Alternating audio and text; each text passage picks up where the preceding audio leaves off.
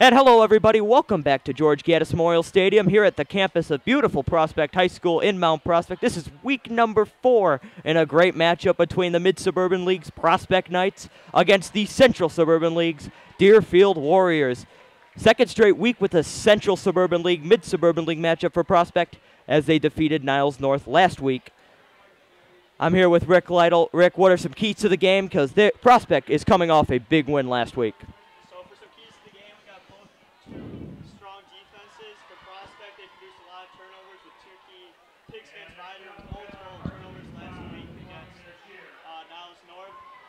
The Deerfield defense hasn't given up more than 21 points yet this year, especially 14 points against a high-powered Buffalo Grove offense last week was impressive. Yeah, Buffalo Grove, a team that turned a lot of eyes last year with its young offense. They're a very experienced football team, and I think you got it. The defense is obviously going to be key here tonight. Deerfield not giving up more than 21 points, as you said. They are a good-looking football team. They might not be the biggest or the most experienced, but a couple years ago, this is a team that made the playoffs. They're a good football program, and I think they're going to give the Knights a good challenge here today, and maybe they might even come out on top. You'd never know. But I think a big part of last week's win against Niles North and so early in the season is just the performance of the young players, such as Luke Zardzin, who's been the leading rusher so far this year for Prospect. Last week, and Luke Sargent finally got, like Wyatt mentioned, Luke Sargent finally got on the board last week with his first touchdown season against Niles North. Defensive side, Gary Muller, sophomore quarterback, has had a key pick against St. Vider and another interception last week against Niles North, bringing his tally to 2 for the season. Yeah, the Prospect points were very hard to come by, and that's what head coach Dan DeBuff talked about earlier this week in Prospect Football Weekly. Hey, they didn't start out the greatest. It was a 12-8 at the first half. So it was a slow start for Prospect. Niles North is obviously a young, developing program, even though a couple of years ago they were also a really good playoff team. They've had a lot of change these past couple of years. But the offense in the second half just completely exploded. Unbelievable performances.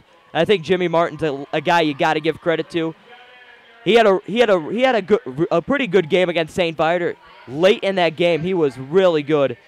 And then, obviously, Hoffman Estates, he struggled a bit because Hoffman Estates, they just played absolutely fantastic against Prospect. And Niles North, he just showed the quarterback he can really be. Yeah, I think, like you mentioned, the key to the game would be for Prospect to keep the game close. We saw them going down at halftime against Vider. Were able to fight their way back with that up-tempo offense, just kind of wore Vider down. Same thing against Niles North. They were just up at halftime and ended up running away with the game. Yeah, absolutely. And I think you might see later tonight there's a blue mist in the air, as tonight is the homecoming game. As a usual Prospect tradition, they threw blue-colored powder into the air. It seems like it's gone up about 35 feet, or it seems that high. But it's a very exciting game, very exciting atmosphere, especially with the past couple of weeks, including wins against Niles North and St. Viator. It's going to be a very fun game tonight. I'm sure it's going to be a good game. Deerfield's a very good defensive team. It'll be a great game to watch. 2 very competitive teams.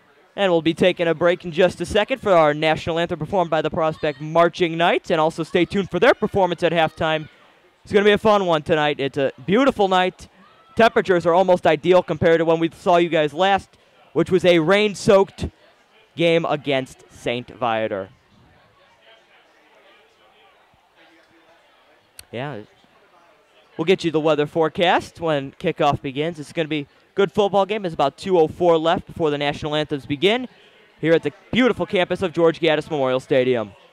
Shout out to boys soccer in the homecoming game, won 2-0 against perennial powerhouse Barrington. Goals from Tangus Tolga and Patrick Lemonalka led the Very good.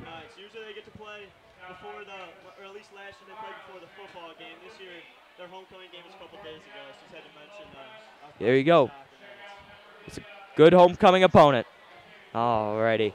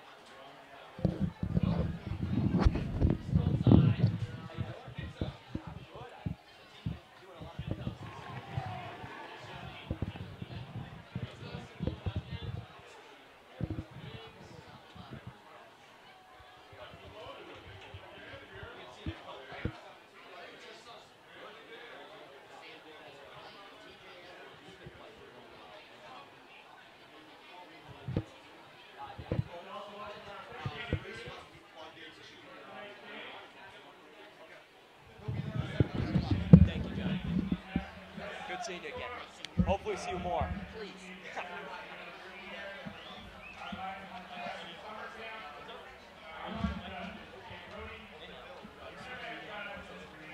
Thank you. How cool is it that you can see this? Impressive. They're all blue. I'll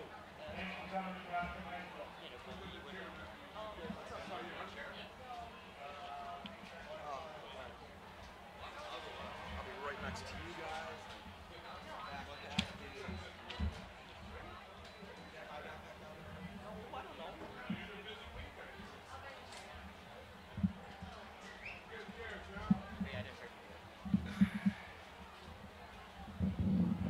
That's next level that you guys get to see what's on the air this time. I know it is.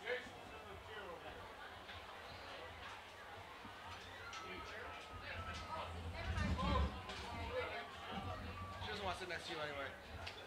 I'm going up there. You're going up there? Who's up there, Joseph? Joseph is the coach anymore. That's right. Hey, tell her if he wants to see you, though. I'm guessing he's hungry. 3 wins last year. 3 wins last year. Haven't been to the playoffs. Whose iPad is that? You know?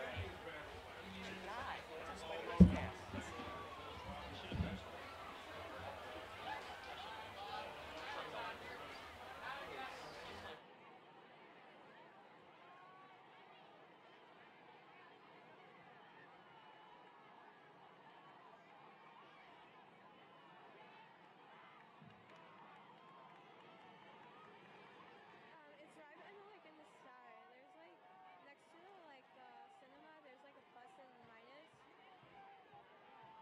Next to the cinema, there's a T&W. Yeah. It was Zeus.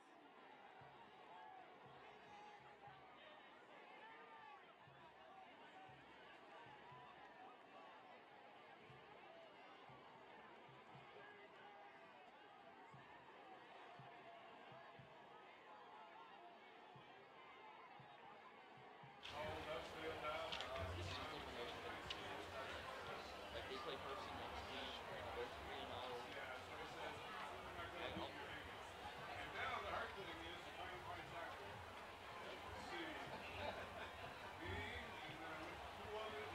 Hey, Nicole, random question. In that purse of yours, do you have earbuds? Seriously? My earbuds are the wireless ones, so they don't work with my laptop. It's fine. So we got enough people checking audio, we'll be all right. There's our shot on the air right now. Just turn on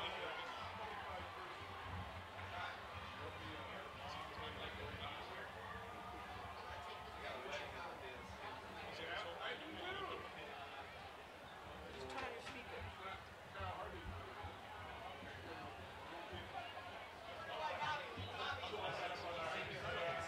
Are there microphones?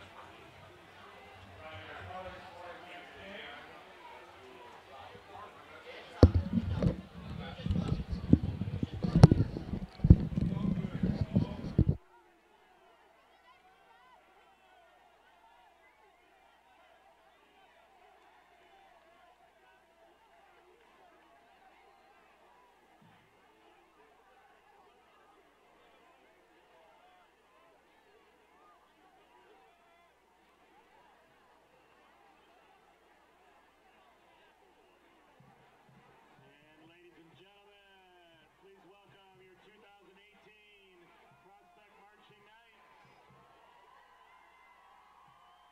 Led by drum majors Marion Bensing, Maria Mary, and Rebecca Rose.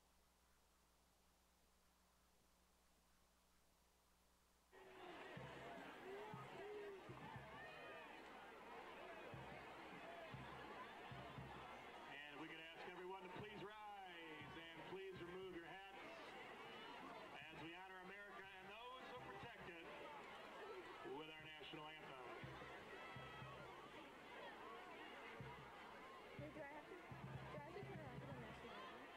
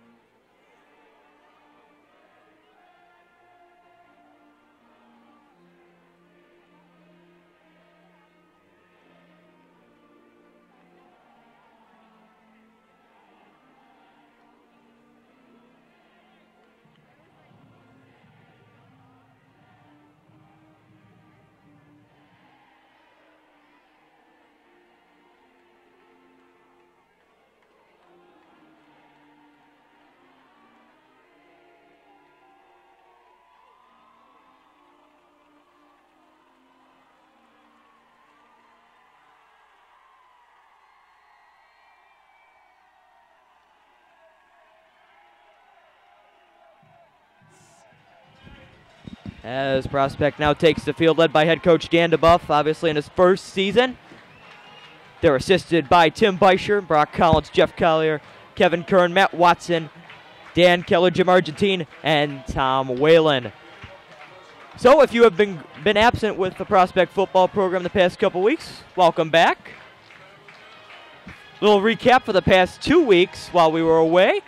The first week number 2 was against Hoffman Estates, a team that made the state playoffs last year. A great football team last year, and they proved that they're still just as good of a football team this year as it was just an absolute destruction from Hoffman Estates, 24-6. Prospect showed some good things in that football game, especially that throw from Jimmy Martin to Ryan Traviola. 39-yard touchdown pass. But it was Hoffman Estates' defense that really just controlled the run game and pretty much anything Prospect's offense tried to do. I'm pretty sure Prospect got shut out. They didn't even score till the fourth quarter. Yeah. Hoffman Estates was just too athletic for them. And then Hoffman Estates really struggled week 1 against Elk Grove. And Elk Grove, Hoffman Estates stopped Elk Grove right at the goal line. That would have been their first win, I think, in 2 years. They did not win a game last year. So we'll see Elk Grove this year. They're a lot better. I'll say that. Charlie Jancic running the plays for them. They're a team to watch out for. We'll see how they end up. And then last week was Niles North, another CSL matchup. Jimmy Martin had a really good day in both passing and running the football with 2 touchdowns each. He had 307 all-purpose yards, 253 of them through the air. Passing offense is going to be key for Coach DeBuff's offense, as it has been the past couple of weeks. And that defense, they played a lot against Hoffman Estates. I think they showed a lot of improvement against Niles North last week. 47-28 the final, and young players also played a big contribution. Yeah, I think defense is what has looked the strongest this year for the Knights, with not an overload of with forcing turnovers, but they're just coming at key moments and pivotal moments of the game to kind of swing the momentum. Absolutely, and defense is going to be important against the next couple weeks because you have Buffalo Grove, playoff team last year. Then you have Hersey coming up next week. Then Rolling Meadows. That might be the toughest game of the year. We should see a defensive battle tonight on the field. Yeah, both very good defenses. Game time temperature 74 degrees. Not a raindrop in sight compared to week 1. Wind is going to be at 6 miles an hour. 59% humidity. It's gorgeous. And the students in the U are ready to play here at George Gaddis. Fired up. It's homecoming week. Already had the chalk throw. They're ready to go. I'm telling you, it's going to be nuts. It's going to be a long drive home.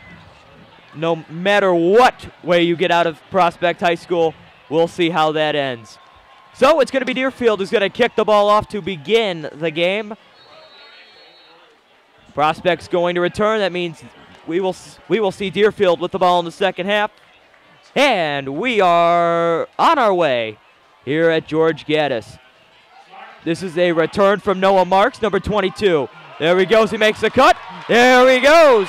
Past the 45-yard line. That's where he's going to be. 48-yard line.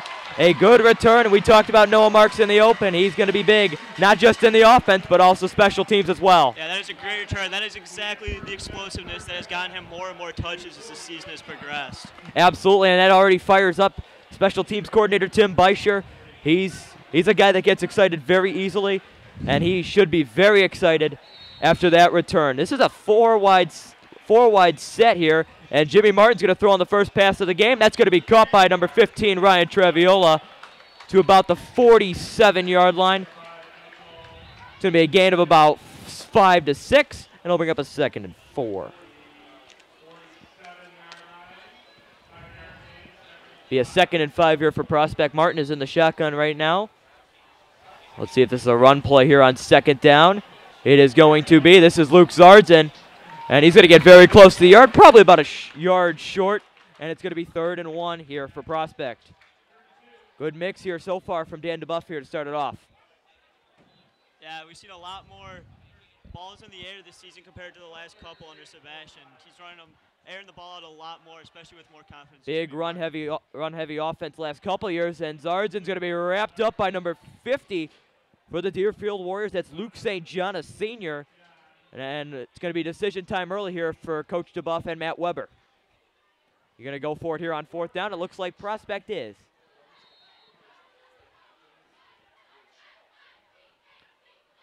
Looks like Martin is maybe an attempt of drawing Deerfield offside, and they're going to switch it up. Martin is going to throw here on 4th down. This pass is going to be caught by Noah Marks. He's got great speed, and he's going to get past the first down. He's going to move the chains on a 4th and 3, and he's going to give the Knights a new set of downs. He's fast. I think he's their Swiss Army knife. You're going to insert him into any situation, he is going to perform. He's going to find a way to make plays, and he just did there on that 4th down. Went downstate as a freshman for track, so he's got that speed. There you go, and here's another pass from Martin. This is going to be caught by Brian Doherty, who missed all last year with a torn ACL. He's going to get about 7. He's going to bring up a 2nd and 3 with 10-10 remaining here in the first quarter. Prospect is 2-1. Next week against Hersey, another home game. We'll see you next week here before they head for 2 more on the road and then 2 more at home to close out the season. And then, who knows? There could be a playoff game involved later in the season. There's a lot of talk around here. We'll see whether that happens. Should be a fun ride to get there. Something we haven't seen here since 2012. There you go. Game. Martin's going to throw. Looks like he had Meyer open, and Martin's going to get away from the pressure, and he's going to throw it away. Got out of the pocket there. As Noah Marks is going to sub in for it looks like number 33, Nick Mariani, is coming off the field.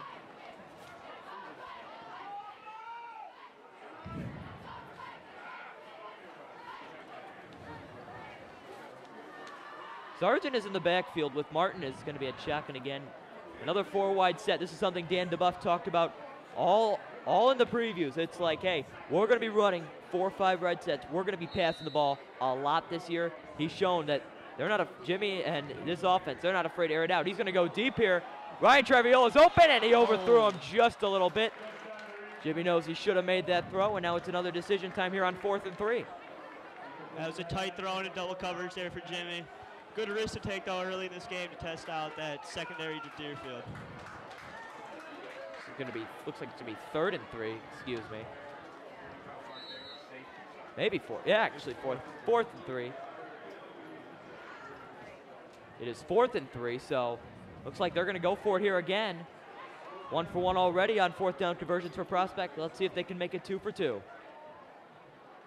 Jimmy's going to snap. He's going to hand it off to Luke Zardzin, and Zardzin is going to get, looks like he's going to get past it to about the 27-yard line, and he's going to get it. And Prospect gets another first down, 2 for 2 on 4th down conversions on this first drive. They're going to go up tempo here as they have all year. Energy. Energy is the key word for head coach Dan DeBuff. Wearing his good luck boots on the sidelines today.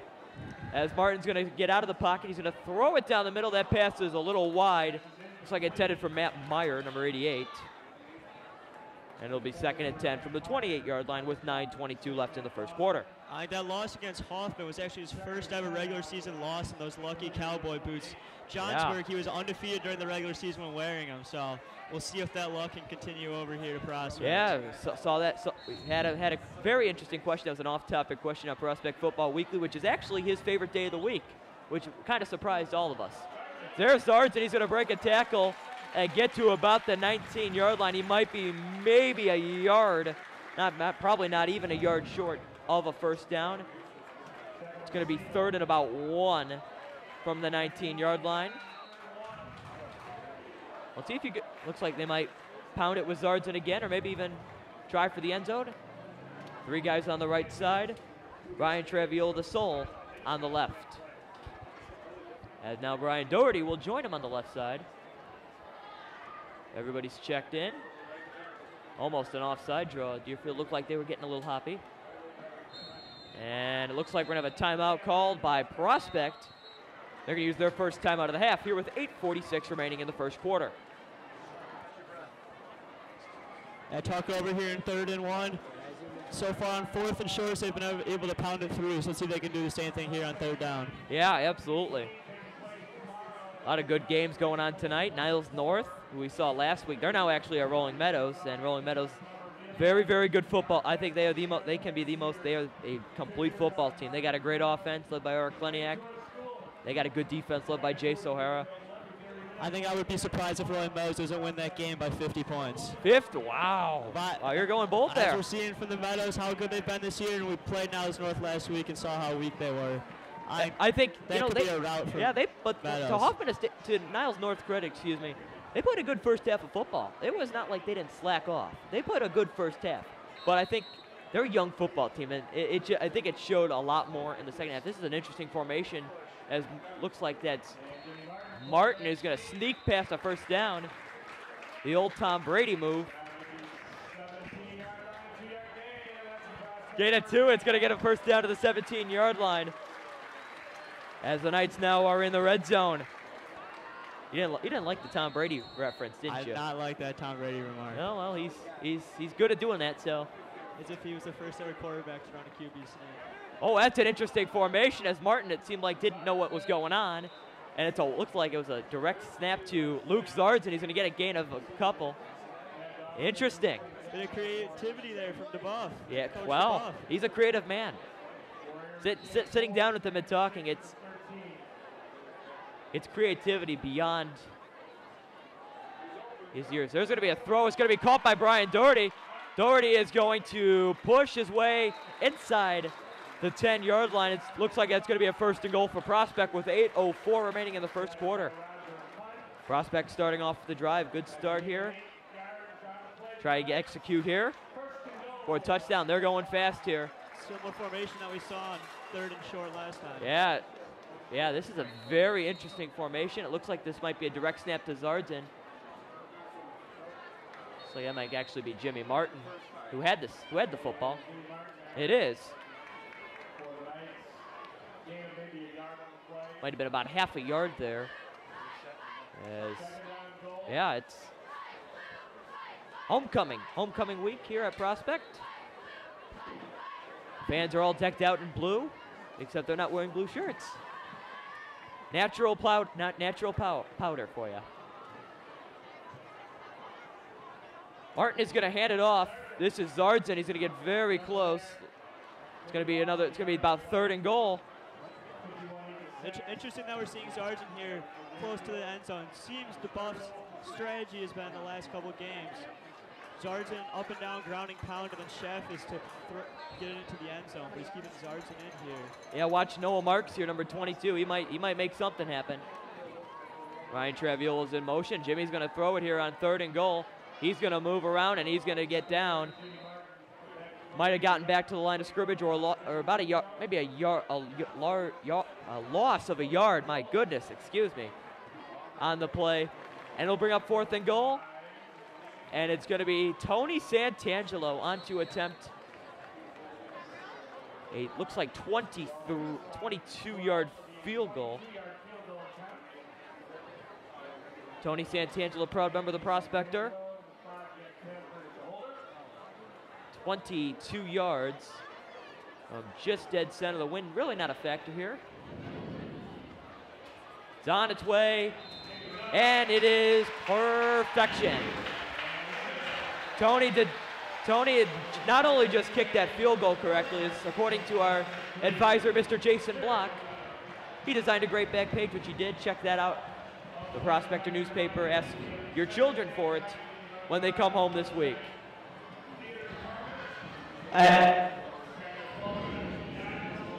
Very, very interesting. Echo.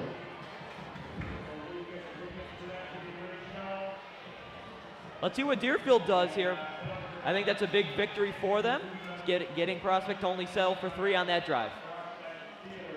Yeah, I think it's a great start from a Prospect offense that we see it's been fairly stagnant. Most drives to start the games and then kind of warm down as the game is going on. It's great to get some points on the board to start the game.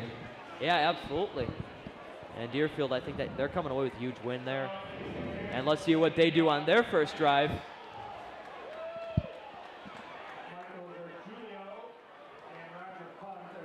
Deerfield's probably going to want to get on. They're probably going to want to get on the board again with the way the Knights defense played. It looks like in the first quarter last week, and also in that second quarter against St. Viator week 1. That drive was a long one. 17 plays with 46 yards, 5:48 in length. Zardzen is 6 rushes, 19 yards. Jimmy Martin also had a good passing drive, 4 for 7, 25 yards. And I think that's a big difference with him this year. He's been a lot more accurate throwing the football. I think it was like 10 of 14 against St. Viator. He had a good week, and a little pooch from Santangelo. And they got to get the football, or else that's number 11 for Deerfield on the return. That's Michael Gargiulio. And it looks like Deerfield's going to start at about the 34-yard line. First down with 6:08 remaining in the first quarter. We hyped up the defense during the pregame. The Prospect marched right down and scored that touchdown. See if the Prospect defense will live up to the hype, or if the Deerfield offense will be able to. Hyped up that Deerfield defense. They got up with a win. They got up a win. Only letting the Prospect score 3 points on the Tony Santangelo field goal. Well, let's see how the Warriors do on the first drive of this football game. Back number 13, Ryan Nagelback. And he's going to hand it off. That's to number 7. That's Thomas Naus. And Naus breaking a couple tackles. Get to about the 42-yard line. It's a gain of about 8. It's going to be 2nd and 2.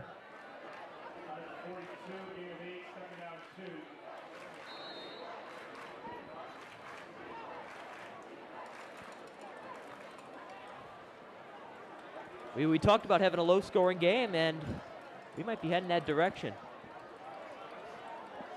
We'll see how both defenses play. Let's see how both offenses play. And both offenses look a little better than I expected here to start the game. Good first. There's still so much time left. Yeah. This is going to be 13. That's Nagelback. He's going to get very, very close. He might be about 1.5 inches short of the first down marker, around the 44-yard line. Oh, they're going to give it to him.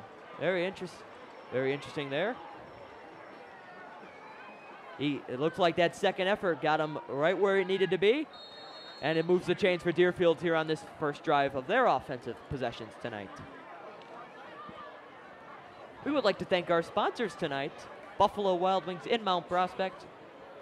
You want to get wings? You want to get drinks? Head on over there after the game. They're open late as always. And also Outback Steakhouse. Stay tuned for the Outback player of the game. We do not know who it's going to be, even when it's this early. Here's Naus, and Naus is going to get to very close to a first down. Looks like they're going to give it to him. And I think they're going to, looks like he's going to be marked down about a yard short. It's going to be about 2nd and 1 from Prospect's 47-yard line. 3-0 Knights here with 4:35 remaining in the first quarter. Second home game of the 2018 school year. We'll have 3 more like these. Are you ready for them? I can't wait. I'm sure the student section can't wait either. A lot more excitement for games this year than last There could even be more home playoff games. You never know. Nagelback is going to head out of bounds. It's a big loss on the play. It's going to make it a 3rd and long. 3rd and about 6.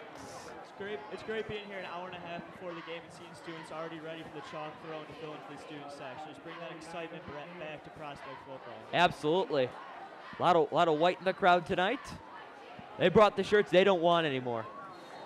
I would hope not if they're covered in chalk. That's true, but you never. Maybe we should change it to bad shirt night. Who knows? It's going to be a 3rd and 6 from the 49-yard line. It was a loss of 5 in the play from Nagelback. Did not get hit. He's going to throw it. This is going to be caught by Naus. Naus is going to scramble around, and he's going to be very close to another first down. Let's see if they're going to give it to him. Maybe about a centimeter away. It's very close. Some very specific measurements from you tonight up from the press box. Thank you. 1.5 inches, a centimeter? Who knows? What's next? Maybe a decimeter. Who knows? And they're going to give it to him. It's going to be a first down. A good run there from Thomas Naus. He's listed as 3 different positions. He's a wide receiver, quarterback, and linebacker. Very, very interesting mix. He is a senior. We'll see if we see him in maybe even we'll see, maybe a flea flicker coming from him. It's interesting. A lot of the Deerfield players are listed for both ways, offense and defense. The opposite of what DeBuff is reaching a Prospect. Nagelback lost the football, and it looks like Prospect's going to get the football back. There we go. It looked like Nagelback only had it with one hand. And Prospect is going to get a big turnover here near midfield. So Deerfield's drive stalls on a turnover. A very interesting sequence of events here for Deerfield. Prospect will start at the 44-yard line, a 1st and 10. Let's see. Yeah, it looked like he was transferring it a little bit from one to the other, and he lost the football. That Prospect defense made him pay. Absolutely. Let's see if the offense can respond on that play. Jimmy's going to go deep down the field, and it looks like he's overthrew him, and he did. And there's some laundry on the field. First call of the game from our officiating crew here tonight.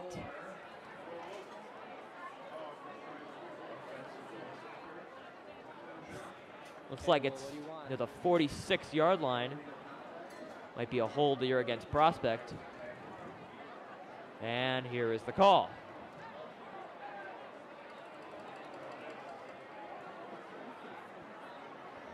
It is not a hold.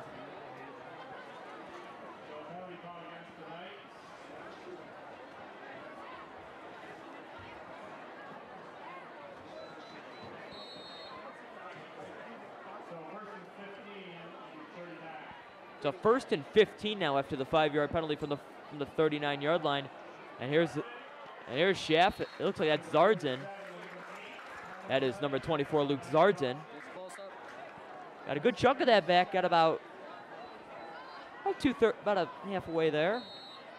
Maybe a little, yeah, about halfway there. Zardzin's going to go to the outside this time. He's going to give a nice stiff arm and get about 2 yards away from the first down marker. This stiff arm for a sophomore. Yeah, he's got a good stiff arm, and just think, he could be your feature back the next couple years. That's a scary thought for opposing teams. There's Jimmy Martin on the carry, and he's going to get the first down to about the 40-yard line. And he's going to keep this drive going for the Knights. Third time we've seen that formation tonight. Add a little twist on it there. We'll see if there's more twists with Dan DeBuff and Matt Weber's playbook here tonight. Martin's going to go now outside. Almost avoided. There's going to be a flag down. Let's see what the call is going to be. Looks like it's going to be against Prospect. Flag was thrown there by the official, by the referee of tonight's game. Here we go. This time it is a hold. It's going to be on Prospect, so they're going to be moving back. They're going to move back to midfield, maybe even a little further than that. They're going to move to about the 45-yard line, so it's going to be a 1st and longer. That was a costly penalty there from the Knights. Not sure it was worth it either. A couple yards lost on a sack or a 15-yard penalty from a holding. And now you also, this isn't punting. This is a punt, as looks like Martin's going to throw it. It's a short pass. This pass is going to be caught, and he's going to be well taken down. It looks like that's number 3, Brian Doherty. It is, and it looked like Deerfield wrapped him up there. Maybe a Noah Marks little screen. We'll see. He's a track star, so we'll see if they use his legs. Maybe even a jet sweep here. Yeah, absolutely. Let's see if he is in motion here. He is not. Martin's going to go down. He's going to go deep down the field. A little throw. Looks like Ryan Traviola slipped before getting the ball, and it ended up being a little wide. Coverage there by Gargulio for Deerfield.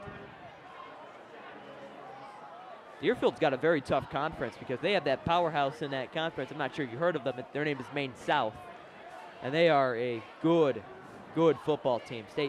Won a couple state championships the past couple years. They are a football powerhouse. Martin is going to sneak, and he is hit hard by number 51, Ethan Sachs. Very fitting last name there. And it looks like Dan DeBuff is going to bring out the punt unit.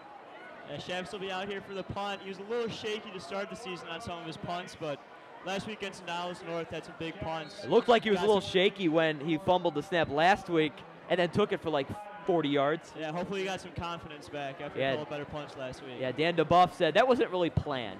And this is a laser. Fair catch is going to be called by number 6. That's Matthew Dawson, a junior. And Deerfield's going to start at about the 29-yard line. 1st and 10 for Deerfield. Good stop there from the Warrior defense.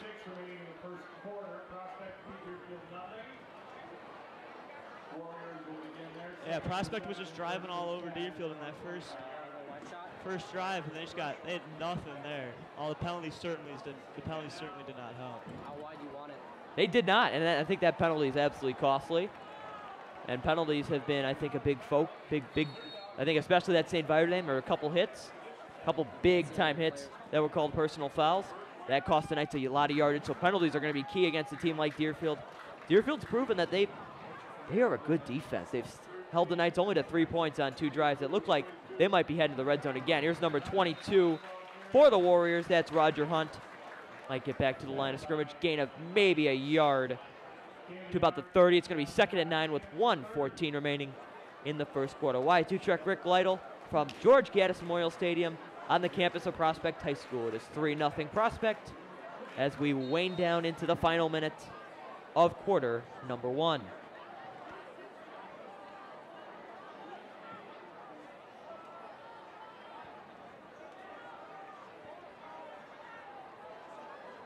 Nagelback's going to hand it off. This is number 22. That's Roger Hunt.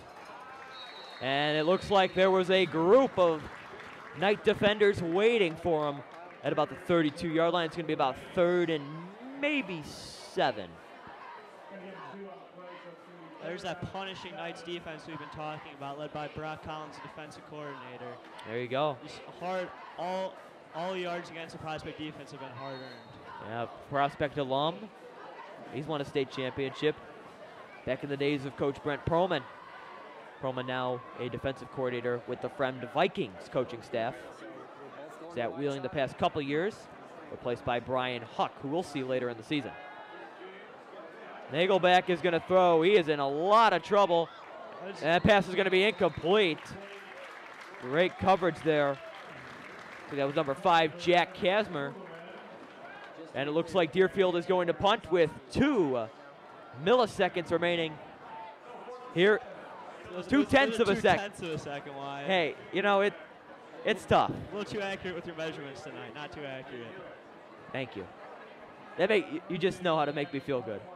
2/10 of a second, as my partners in the press box have said. Remaining in the final quarter.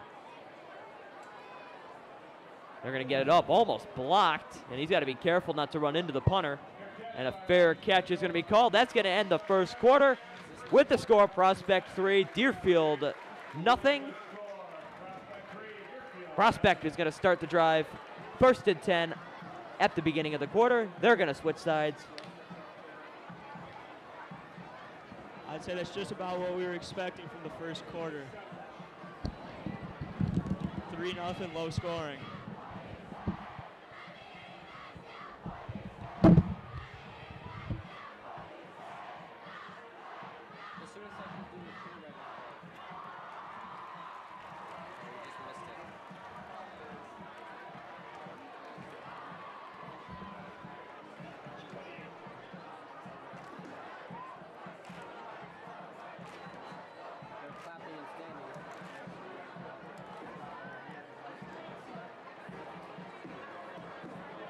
Buffalo Wild Wings is the place to bring the whole family for a great night out. We're nearby in Mount Prospect with specials all week long. Enjoy 65-cent boneless wings on boneless Thursdays and Mondays. Get half-priced wings on Tuesdays. And stop by on Wednesdays for 99-cent chicken tenders and $1.49 kids meals. Sign up for our free Blaze and Rewards loyalty program. Earn points, get rewards. It's more of what you love for what you already love to do. It's all here at Buffalo Wild Wings in Mount Prospect. As here we go. That was a very Very timely commercial. Yeah. Just back in Yeah. time. It was a mad rush to get back, as there's a run there for Prospect. It's going to be 2nd and 7 from the 32-yard line. I'd like to thank Buffalo Wild Wings for that commercial, as Zarzin had a nice 3-yard run there on 1st down. Martin's going to throw it here, and he finds his man. That's going to be number 15, Ryan Traviola. Looks like he might have been struggling trying to bring that ball down and get down, but it works anyway. It's going to be a 1st down for Prospect. Almost lost that football. Holding it like that Deerfield played in the first half. They able to hold on to it there. Thankfully, not a lot of contact going on. There you go. Yeah, it's been a bit different compared to the first couple weeks where contact has been like candy. it's been all over the place, especially with Halloween coming up in October. And that pass is nearly dropped, but it is caught. It's number 15. It's going to be Traviola again. Martin's been finding Traviola here early and often here. Traviola missed a lot of last year as well.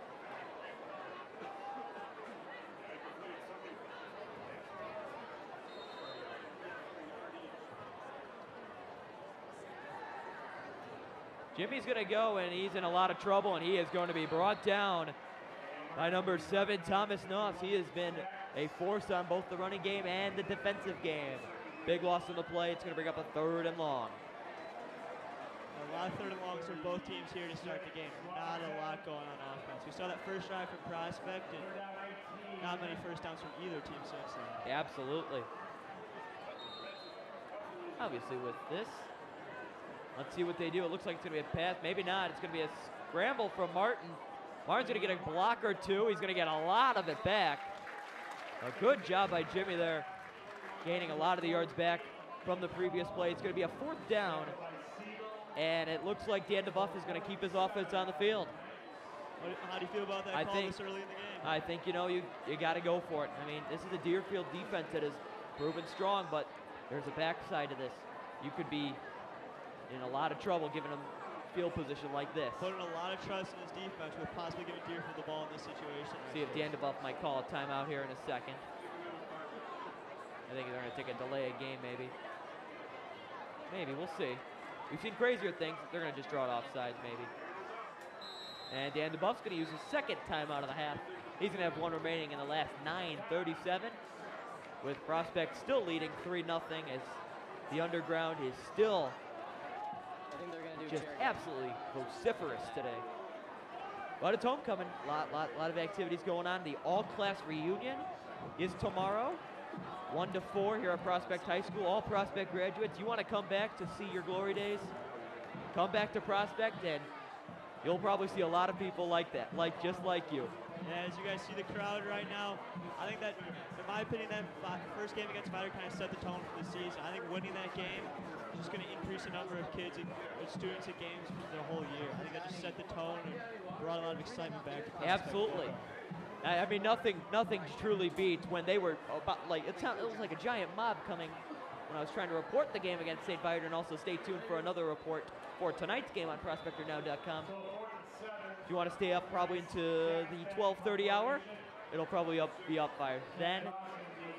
Or if you're a normal person that would like to sleep, you can read it in the morning. That's also true. There will be a tweet. I don't think we're going to be deleting that anytime soon. So it's Michael Schaff is back to punt, a high snap, and he's going to take his time on this punt, and it's a wiggler, and a fair catch is going to be called. He's got to hold on to the football. Number 6, Matthew Dawson, nice job going to the ground and keeping a hold on the football, so it's going to be a 1st down for Deerfield at the 22-yard line. 22, I guess. 22. So I think special teams has arguably been one of the best looking parts of Prospect football this year. Yeah. Tim Beischer, he's really brought together special teams. I think it was the Hoffman Estates game where they just stopped kicking field goals. We blocked a couple of them, extra point and a field goal. Yeah, he's had a couple blocks this year, so a lot of credit goes to Tim Beischer. The offensive line has been a staple the past couple years. You obviously had Alex Palczewski now playing at the University of Illinois. He'll be at Soldier Field tomorrow, and that's where Tim Beischer's actually going tomorrow afternoon, so I hope he has a good time there. So here is Nagelbeck, and he's going to get, looks like it's going to be behind the line of scrimmage. It's going to be about a 2nd and 11 here for Prospect. A lot of good games going on here tonight. Talked about the Rolling Meadows Niles North game. Niles North could give a big challenge. How about another one? Maine West and Hersey. Maine West was a great football team last year. Jacob Alizzi and that family, they are some type of talent. Nagelbeck's going to throw a high throw.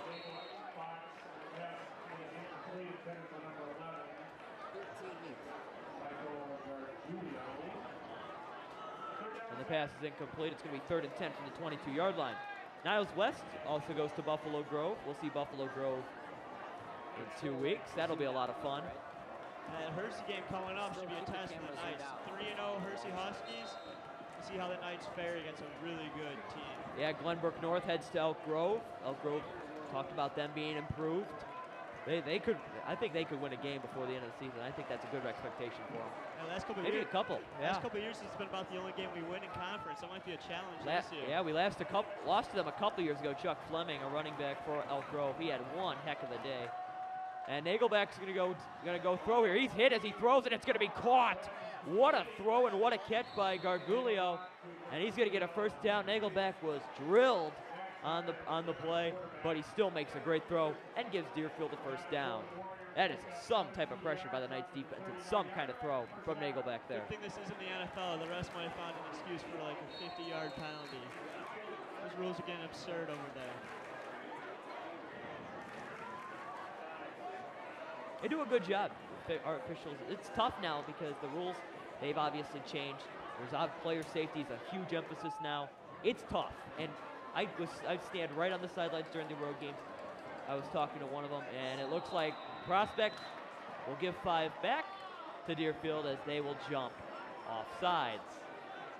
Yeah, so it's not easy. It's a really tough job, but they're some of the best professionals in the business. And they do a very good job as, yep, it's going to be an offside against Prospect. Also a really good game, 3-0 Evanston against 3-0 Barrington. Barrington is a good football team after losing Ray Nero to Northwestern last year. Saw him a couple years ago. He is some type of talent. Vernon Hills also heads to Wheeling at the MSL East roundup tonight. We'll have updates of those scores as we move on into the evening. 8:05 remaining in the second quarter of play.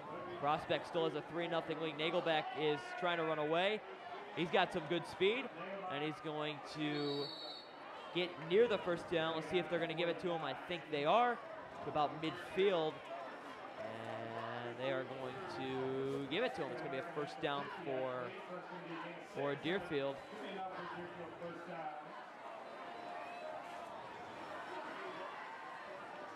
Guys on the chain game tonight. Aaron Marnstein. Jonathan Kaminsky is making his appearance on the chain game this year. Social science teacher. Looks like that's Dr. J. Kip Johnson on the other chain. Aaron Marnstein, Mr. Marnstein had a pretty great dancing performance today during the assembly. Did you see that one? Yeah, I could not look at it. I'll say that. Give it a Yelp review. We'll see how that. Brock Collins, our defensive coordinator, was. He was excited, and here is number 22, Roger Hunt, as calls of holding are being shouted by the Prospect parents. Gain of about 6, and they've had a very good running attack so far. They're getting good yards.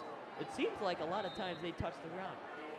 It hasn't been anything really explosive, but just kind of grounding and pounding away. And that's something. Chipping away at the Prospect. And that's something Dan DeBuff was hired to do. He's get that big play going. We saw a couple big plays last year, especially that flea flicker against Rolling Meadows last year, which was some type of play. But we'll see if Deerfield is more aggressive. And he lost the football again, and Deerfield is going to turn the ball over at midfield. A second fumble of the game. And that's recovered by number 44, Connor Egan. Let's see. We're going to check out the replay here of the fumble, and Prospects can get the football back with great field position. And let's see how that transpired. And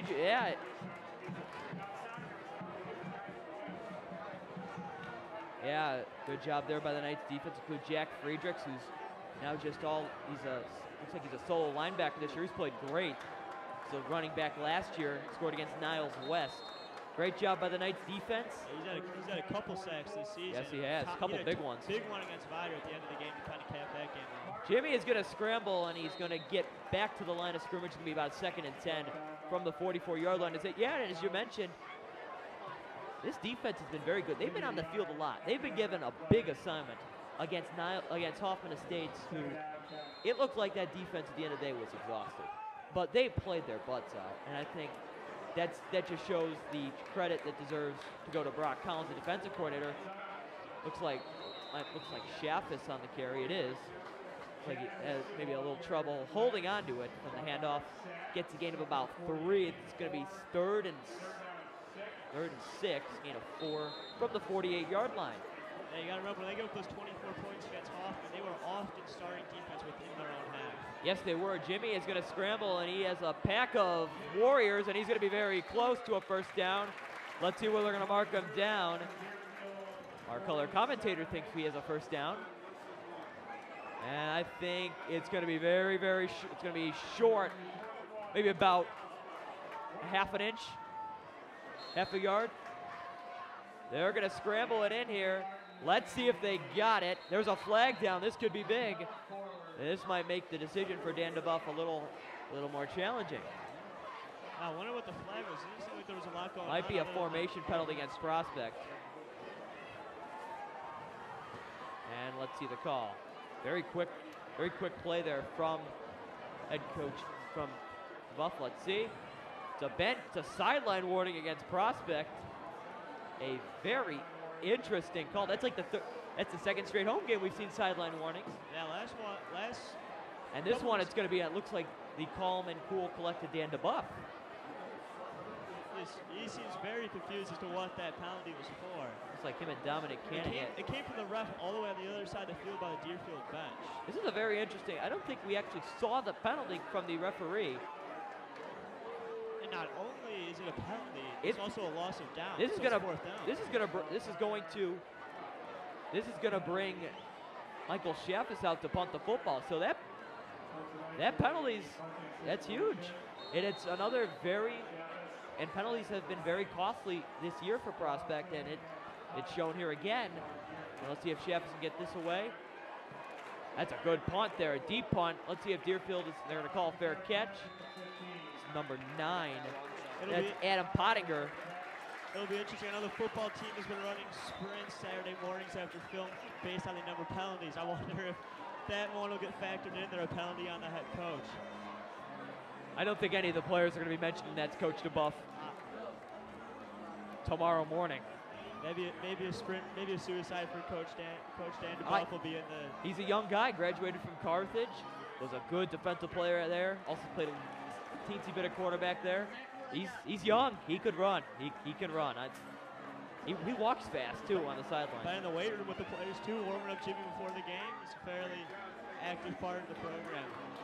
I've heard he's even been running scout team quarterback a couple of weeks. So. Interesting. They're switching it up. Last year, there was a lot of Willie Nelson who did scout teams for Prospect. And let's see what Nagelback does here. 7, this is Naus. And he's going to get maybe a yard or maybe even a loss of a yard. See where they spot it. Looks like it's going to be a loss of a yard. It's going to be 2nd and 11 for Deerfield with 5:20 remaining in the second quarter. I keep getting those confused for some reason. 3-0 Prospect. Remember, Coach DeBuff only has 1 timeout left. Deerfield and head coach Steve Winecki has all 3 timeouts remaining. No, I got wide. And the Knights defense, and it looks like Deerfield only ran 8 plays in the first quarter, and that was only for 25 yards. So their offense needs to get something going here on this drive. And here's Naus again. He's a big guy, and he's got a bunch of Prospect defenders, and he'll be tackled for maybe a couple. Have we seen a completed pass tonight from Deerfield yet? I think you might have seen one. I think there was that one on the first down. This pass that was caught by Gargulio that, yeah, it was because Nagelback took an absolute shot. Not a lot going on offense here from Deerfield. Both teams, too. Prospect's only been held to 3 points. Yeah. 55 total yards right now for Deerfield. So it's a very interesting storyline and one to follow as we head in there. 86 yards for the Prospect Knights. Nagelback's going to go in the shotgun. He's going to take the shot deep down the field, and he almost catches it. That pass intended for Adam Pottinger. That catch might have made SportsCenter top 10 if that. And actually, Adam Pottinger last week against Buffalo Grove, he made an incredible Odell Beckham-like one-handed grab off of a pass from Ryan Nagelback in the corner of the end zone. And that was with the Buffalo Grove defender draped all over him. And that was the score. Seems like Deerfield offense might be relying on a couple key plays like that. With only but that was their only touchdown of the day against Buffalo Grove. They might need some spectacular plays to Yeah, get it absolutely. going tonight. Yeah, I'm sure that's something Jeff Vilk and his Buffalo Grove Bison are not going to be too thrilled with, giving up an Odell Beckham one-handed catch. That defense was great last year as well. That was almost blocked. And a short punt. This is going to be returned by number 15, Ryan Traviola. And he is wrapped around like a pretzel at the 39-yard line. We've seen an assortment of punt returners back there this year for Prospect.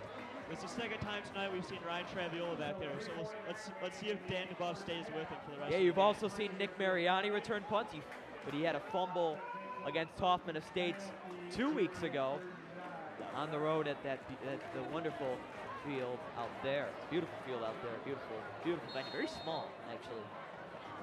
This is going to be Jimmy now. He's going to take a snap from the shotgun. Noah Marks, our Swiss Army knife, it was in motion, and he's going to get maybe back to the line of scrimmage or potentially even lose a yard to the 40. It's going to be second and about 11.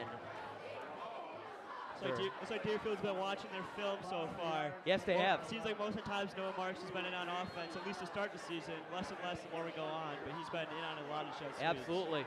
Jimmy's in the shotgun, pressure coming from Deerfield, and it looks like they're going to get a first down on a pass, and looks like the defender, number 46, Cole Woodson, had a hug for assistant coach Tom Whalen, and he's getting some pats on the back after that moment. That's going to be a first down for Prospect on a 12-yard gain. That's going to move the chains once again. 3:14 remaining in the second quarter with Prospect still up 3-0. Jimmy's going to throw, and it looks like he is going to go down. A pair of Warriors, including number 33 for Deerfield. A bit of a miscommunication there for the Prospect offensive line that has been so solid so far this year. Couple sacks early. That Warrior linebacker just ran straight through there untouched. I'm sure Tim Beischer is going to have a nice conversation with them at the halftime break. Here is Shaffis, and he's a big man, and Shaffis going to break through. He crosses the goal line. Touchdown, Prospect. He found an opening, and he took advantage of it. A wide open score for the Knights' leading rusher from a year ago. 9-0 Prospect, 2:33 remaining in the second quarter. Tony Santangelo will come on to attempt the extra point and make it a 10-0 game. That's the breakthrough Prospect needed here. There we go, 10-0. Look, the way that Deerfield offense is looking right now, 10 is a lot of points on the board for them to catch. Absolutely, but again, you just never know. Maybe a nice chat at the halftime for Deerfield might get them going. Who knows? Maybe it gets Prospect going, as it looks like. I noticed that from last week. There's a cowboy hat on the defensive side for turnovers. Gary Moeller had it on last week. It was very interesting, as Tony Santangelo's kick is good, and it brings up the Knights' lead to 10-0. This Prospect student section has gone a little quiet. They're really getting into it now. They're fired up here with 2 minutes left in the second quarter. When are they not fired up? That's the big question. I hear it. It's loud. I can hear them from my right ear. Last couple of years, we've been cheering. We just haven't had a lot to cheer about, but they've been there. This year, they finally got something to cheer about. A couple of years ago, Knights Prospect was on the playoff bubble with Andrew Shaffis leading the way for Prospect. Potentially this year, maybe we will be here for another week. Who knows? As interesting, Shaffis has been in the red zone so far a lot this season because he's been able just to power through those opposing defenders. That play, he just went untouched. He didn't have to break anyone's tackles. Yeah, it was a nice clean walk. No marks on him. Another track start too. This time he's a high jumper. Didn't really need to jump over anybody there. He had a clear path to the end zone. And yeah, Michael had 3 touchdown runs against St. Viator week 1. When he's on, good luck. As Tony Santangelo is going to kick it off. And there it goes. And it looks like it's a good kick. Fielded up at the 13 by number 22. That's Roger Hunt, and Hunt's going to get the Warriors to about the 37-yard line. 2:25 remaining, 3 timeouts left for Deerfield. They got to get at least 3 here in order to have a positive look heading into the second half. But they do get the football to start the second half as well, as they kicked off to start the game. And I think you also don't want to be worried about the way the Prospect offense looked on that last drive is going too fast to giving Prospect the ball back with a lot of time left on the clock. Absolutely. Stay tuned. Yeah. Stay tuned to a special performance for the Prospect Marching Knights. And also a sideline report from a very blue Tia Sadlin.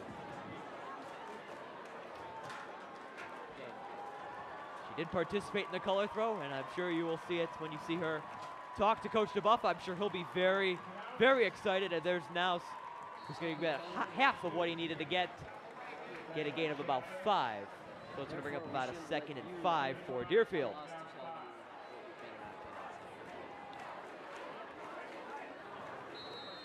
Oh yeah, what do I know? I know a great deal more than that.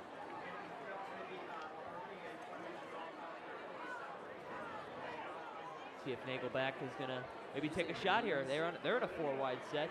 They're not using those 3 timeouts. No, they are not. They can get there. He's got a lot of open space here. So he's going to go outside the pocket. He better be careful. He's going to be brought down. That's by number 6, Adam Ryerson, and he had a big week against St. Viator, a key interception there. He's been a big part of that defense after playing some wide receiver last year. He's also a quarterback on junior varsity as well. Yeah, it's been a great switch from him from wide receiver to linebacker where he is now. I think He's really shined there this season. It's been a great switch for a lot of these players because now you get them not to be completely exhausted after playing offense. It's interesting to see a lot of these Deerfield players are playing both ways. See if that's a factor. See if that tires them out. Gage Bayer and Gary Moeller with the very large hand cast. Makes it very easy to notice. And there is a big bringing down by the linebacker Michael Schaffis, and Dan DeBuff is sprinting to call a timeout, and he will do just that with 51.6 seconds remaining. And with the Deerfield punting game, we'll see what they do here. They might even get a chance to add 3 or even 6 more to end the first half. So it could be a very interesting drive here coming up for Prospect, as we have 51 and 6/10 of a second left in the second quarter. I'm sure we'll see a lot of players here pressuring that kick, pressuring that punt from Deerfield. The way the special teams have gone for them, let's see if they try and bring the numbers and get a block here to put them in better position. Absolutely. It's just been a very good night for Prospect. Both sides of the football, offense and defense. Defense has forced a couple fumbles. Offense has gotten a touchdown against a really tough Deerfield defense. And of course, it's perfect weather outside, so that also helps in every facet of this football game. We'll keep the students watching. It'll keep the students here, and it looks like Deerfield there. It's a good drive for the Deerfield, but they got some loyal supporters. I wouldn't say that. It's a far drive. There's about 30 kids here from Deerfield is what it looks like. Just wait until next week for Hersey. That'll be interesting. I'm sure the hashtag Crush the Crush will be used before then. Here's a punt. It's a good punt. Let's see if it's going to get a nice Deerfield bounce. And I don't think Ryan Trevill is going to get this punt. They're going to take it down to about 40 seconds. Not only did they get a nice bounce, but they used a lot of clock there. Yeah, that might be the half here for Prospect. Interesting to see if Dan DeBuff tries to air one out here, or Dan DeBuff calls a play for Jimmy Martin to air one out here. If he just goes to the half be satisfied he's up 10-0. We will see what they do here. Jimmy once said during our last coverage, Lions cannot breathe underwater. Let's see if Warriors can breathe underwater. Too bad it's not raining. It is not raining. I think it was very convenient that it was raining. And here is Noah Marks getting a direct handoff. And it looks like Deerfield don't think they're going to take a timeout here. Interesting, yeah. It's very interesting. You're going to get the football back. Just let them run out the clock. It's a lot of confidence in an offense that has not shown anything new tonight. They've gotten off to a slow start, but I mean, if you're Steve Winecki, you just want to run out the clock. A very interesting decision. We'll see what Prospect does because of that here on the next couple of downs. So recap, we've had a Tony Santangelo 22-yard field goal, a nice chip shot for Tony, and then a Michael Sheff's big touchdown run. He already has 4 touchdown runs on this home schedule, and he's still got 3 more games left on this home slate for 2018. So good start for Michael Sheff's here so far at home. Let's time adjustment here. Looks like they're going to move it to 31.2, as looks like Steve Wienecke called a timeout in a 2nd and a 10th. A 3 out wide here for the Knights. Yep, I think they're going to run out the clock. Very interesting. And it's going to bring up a first down. It looks like they're going to mark him out of bounds. 25-6 remaining. Maybe that decision might come back and hurt the Deerfield Warriors. Let's see, maybe a pass here coming for Jimmy, but they're out of timeout, so they're going to have to hurry no matter what. Stay tuned for our interview with Coach DeBuff. He's going to be excited, I think, after this first half of play with Tia Sadlin. Cool. Prospect's in a good spot. Sargent's in motion. It looked like that might have been some trickery there. And Martin is brought down. Deerfield's going to take another timeout. The way their offense has been playing, it seems with the time that's going to be left on that clock, I don't think they're going to get into field goal range in time. So this is a very interesting decision from Steve Wienecke. Maybe give the defensive confidence here heading into the second half. Confidence in the punt returner, I guess. Maybe that's what it is. Yeah. Maybe they think they got a good punt block. We'll see. Special teams have been a big part in these games here so far this year. Little mind games here between the 2 coaches, a little back and forth chess action. See who's gonna. Yeah. Deerfield coach wants to see what Dan DeBuff's gonna do here. Dan DeBuff wants to see what Steve Wienecke's gonna do. Kind of elongating these last couple ticks on the clock here. See if they're gonna. Looks like they're gonna run out the clock here. Deerfield has 1 timeout left, so they're gonna probably use the timeout. Matt Myers pulling his fist up, giving the okay from the linesman.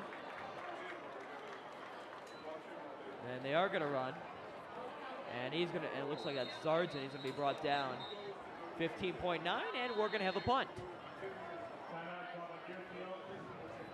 So let's see what the Deerfield kick returner, what their special teams unit could do. Look at this. Third down. Interesting decision to call these timeouts, considering he can't even stop the clock after this 3rd down. Not really sure what the Deerfield coach has in mind here, but I think we'll see here on 3rd down. I think it's confidence here. I mean, maybe because you just never know what could happen on any given play. There could be a big return. We'll see what they do. We'll see what Prospects offense do here on a 3rd and 13, not a 4th and 13. Deerfield's out of timeout, so the clock's going to keep moving. I would not be surprised if they just take a knee here and head into halftime the way it is supposed to go. Yeah, like you said, looks like they're just trying to instill some confidence in the defense here. So that is going to do it for the first half. It is a Prospect 10-0 lead in the first half. Stay tuned for a sideline interview with Tia Sadlin, who is going to be with the slowly walking Dan DeBuff. And we'll see a performance from the Prospect Marching Knights.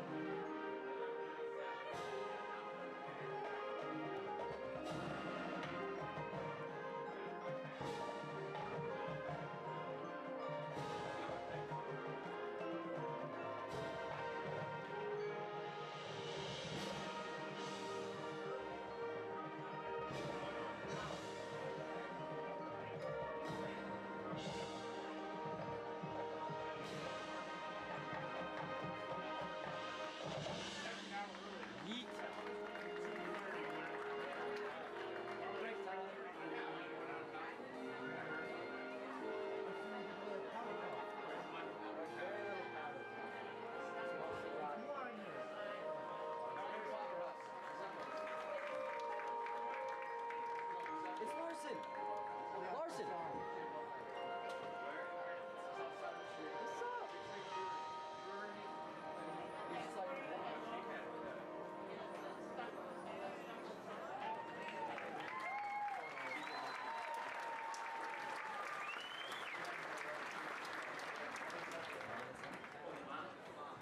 Food up for Dale? Oh, yeah, food up for Dale.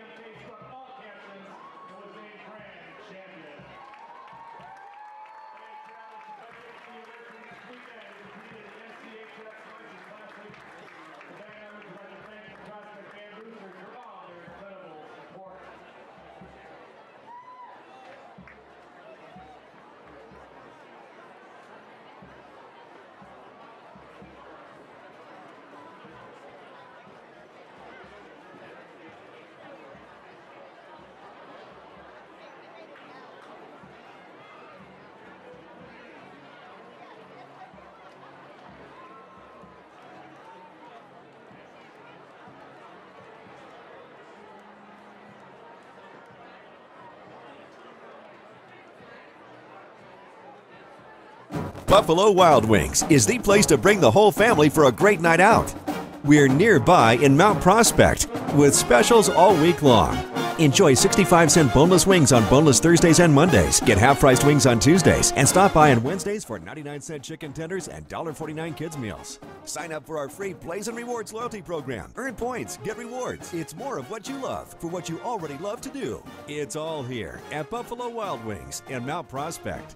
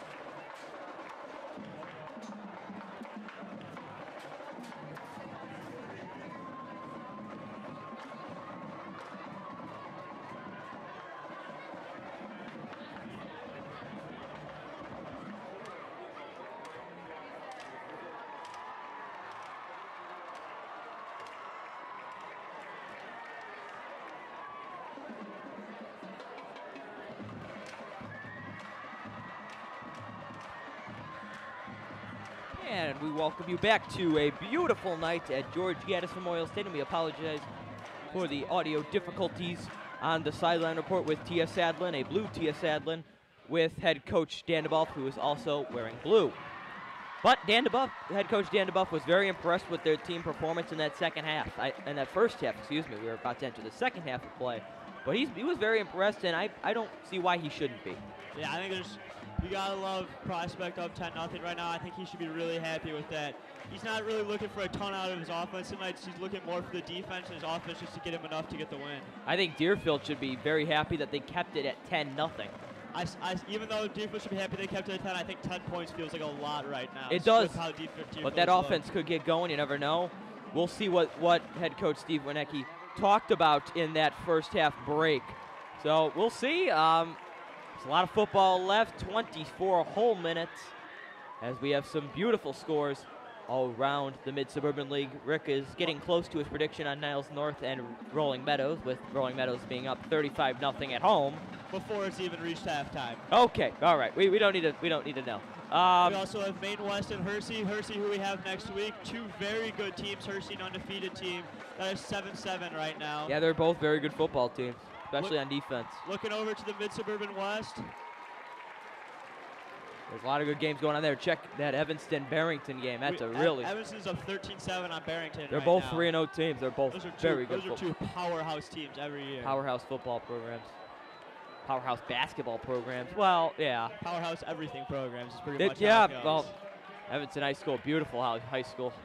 Home of the Wild Kits.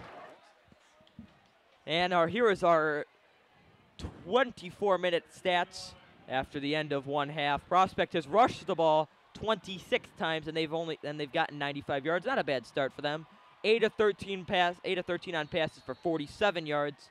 As Tony Santangelo's second half kick is an onside kick. And that is bold. And I think they got it. They did. Wow. Talk about special teams here for the Knights. That's what we've been talking about a lot tonight.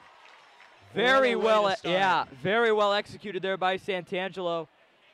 That's a very interesting way to start. They caught me off guard. I was still looking at the stats. I wasn't even ready. Even I wasn't ready for that. I know Deerfield wasn't either. Yeah, that's unbelievable. My goodness. 39 plays in total for Prospect on the first half. This will be number 40. 142 they have had 8 first downs.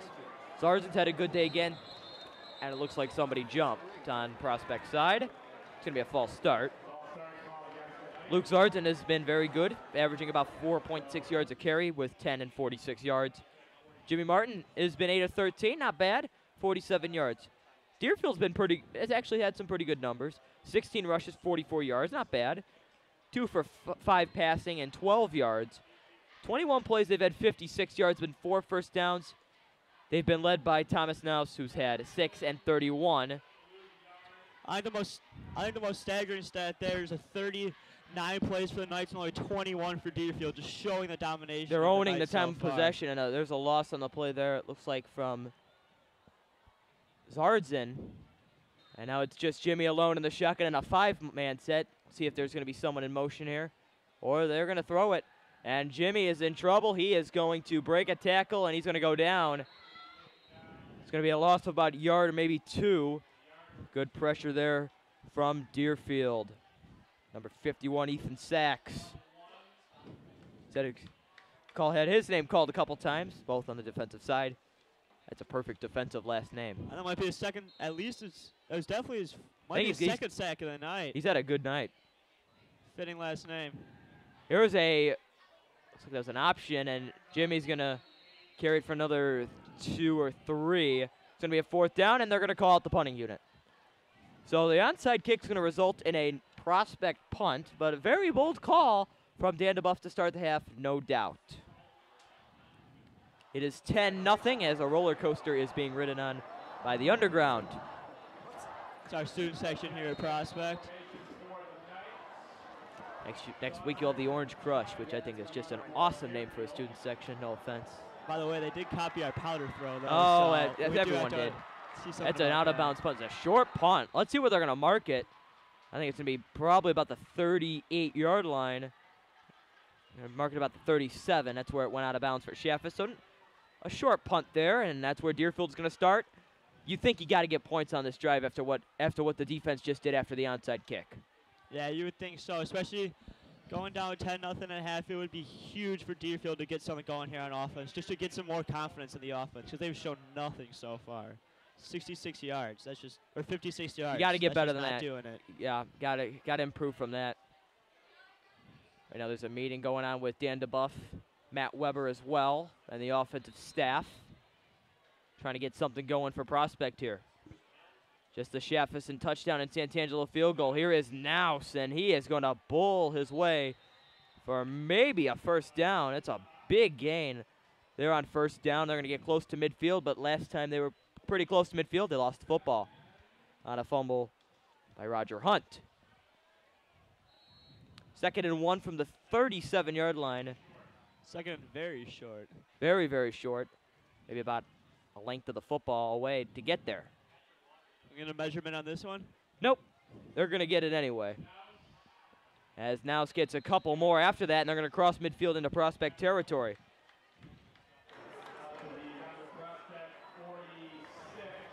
A lot of good games going around going around here. A lot of good games this weekend for college and the National Football League this week. As Prospect parents still are not happy with the officiating of tonight's festivities. They've been worked up all night. They got going in the freshman game too. Yeah, that's true too. Here is a Nouse, and he is going to be met by Adam Mecke, Michael Schaffis, Xi, and then some. I think Adam Mecke had arguably one of the most exciting plays of the season so far when he lit up that St. Viator player coming across the middle. Yet it was a penalty. It did not count. It was a penalty, but that really was a big momentum shift. It's a big, yeah, it was a big play in that game. Also the interception from Gary Moeller and Adam Ryerson that followed, which led to a mob coming around the P. You never know. You could see another mob tonight. We'll see.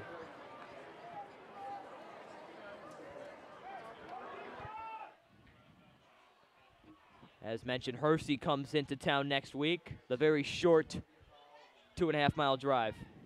And there's a short throw. It's going to be caught by number 11, Michael Gargulio. He was the receiver who caught one of Nagelback's passes when he was hit very hard on the play. But the Knights have gotten to Nagelback a couple times, but I think getting more increased pressure on him in that second quarter is going to be key for them. I agree. I know we've called Gargulio's name a lot tonight on both sides of the ball. He's been definitely an impact offensively and defensively. Yeah, he's been their cover corner as well. So it's a 3rd and 6 here from the 42. This might be 4-down territory here for Deerfield. We'll see what they do. Maybe, I don't think you're going to punt in this territory. And it's a very interesting 3rd down run played on Nouse, and it's going to get to the 40. So too long for a field goal, but I think it's too short for a punt. So I think Deerfield's going to keep the offense on the field. It's going to be 4th and 3. Let's see where they go. Do you hand it back to Nouse, or do you trust Nagelback enough to throw the football past the marker? I think running it would be the safest option here. But it's a 4th down. You saw they've got enough yards right there. If they can do that again, you got a 1st down. Absolutely, but we'll see what they call here. On a 4th and 3 from the 39 with 7:39 remaining. Knights almost jumped off sides, and they will move them back further. So it looked like Prospect jumped at first. Then Deerfield jumped, and Deerfield's going to get caught with a 5-yard penalty. Prospect had 9 players within 4 yards of the line of scrimmage there. They were ready to bring the pressure. Yes, they were. Now let's see if this makes it a little easier for Steve Wienecke to punt the football.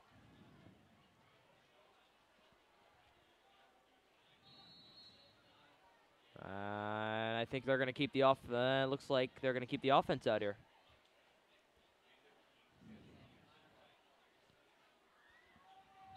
I think they're going to call a timeout, and they will. Timeout called by Deerfield with 7:20 remaining in the 3rd quarter. Number 6, Matthew Dawson came running on the field, a running back and defensive back. So let's see if they're, maybe. I was more expecting their kicker there, but maybe what was going on. Maybe get some motion, get some speed out there. Maybe he could be their Noah Marks, that little Swiss Army knife that can put him in a situation, just let him run. And he is fast, so that helps. And we talked about the cowboy hat that was now the defense. Apparently, it's been moved to special teams as kicker Tony Santangelo is sporting the black cowboy hat. I guess that's for his 22-yard field goal in the 1st quarter. I think it was more for the onside kick that began the second half. That would make a lot more sense. There you go.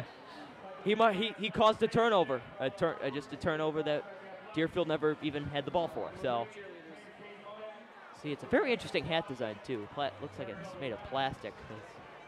Brock Collins, threw it on Gary Muller's head. Between Outlaws, the cowboy hats, the cowboy boots, Dan DeBuff is really hyping up that. He's getting that Western 1920s team going. And it looks like Deerfield's going to punt here after much consideration after taking that timeout. Let's see what they do here. Is that Ryan Traviola back there, or is that someone else? Looks like that's Traviola back there. And they're going to punt. It's a good punt, a high punt, and he's going to call fair catch for it. And it's going to be in the end zone. It's going to be a touchback for Prospect, so a good bounce there for the Knights, and Deerfield will end that drive with the punt. Number 5, Jack Kasmer, was back, so they're switching it up. They're making it very, very interesting.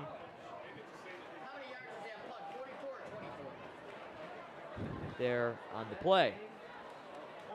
So let's see what Jimmy and company do here on their first full possession of the second half. And Zardson's going to get maybe a yard or two to about the 22. 7:04 remaining in the third quarter of action. 10-0 Prospect by Dutrecht Rich Lytle from beautiful George Gaddis Memorial Stadium. We will see this beautiful stadium 3 more times this year following tonight's festivities. Jimmy's going to throw here on a 2nd and 8. He's going to go deep down the field. Looks like he underthrew it, and there is no flag, and it looked like one of the officials was reaching for it. No flag. Looks like they were just fighting for the ball. Your thoughts? I'm not going to give my thoughts on that call right there. I'll just keep it at that. Let's see. We're going to take a look at the replay as they're going to keep the up-tempo offense going. As looked like the throw's a bit underthrown. Maybe a contact there. We'll see. I think that's a good no call on the play. And there's a cast, and it's dropped by Brian Doherty. That's one you got to have. That was a good throw by Jimmy Martin. And the Knights will bring out the punting unit. And that means Deerfield's going to get the football back in pretty good field position. Just what the Warriors wanted to do. Their defense has held up strong tonight. Well, a lot of back and forth action right here. Just a couple plays, punt it back, couple plays, punt it back. That's all we're seeing right now. Absolutely.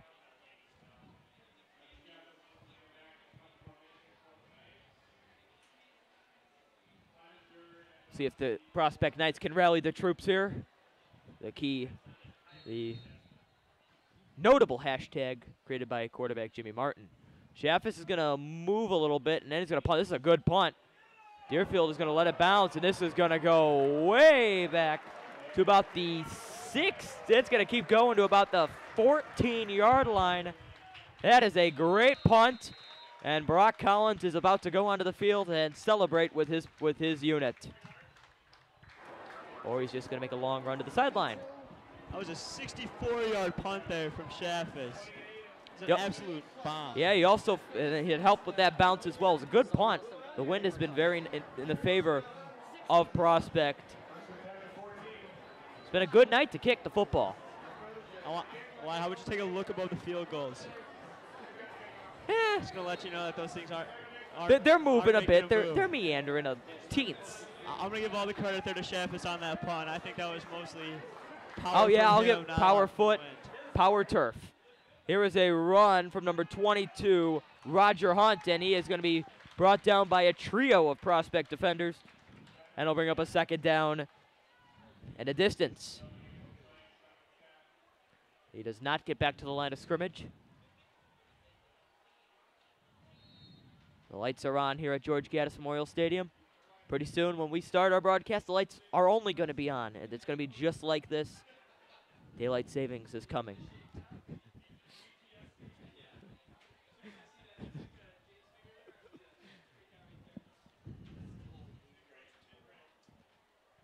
Deerfield 80 yards of total offensive. They've not gone off to that, not had that big drive. They've had a couple chances of getting there, but turnovers. 146 on the other hand for Prospect.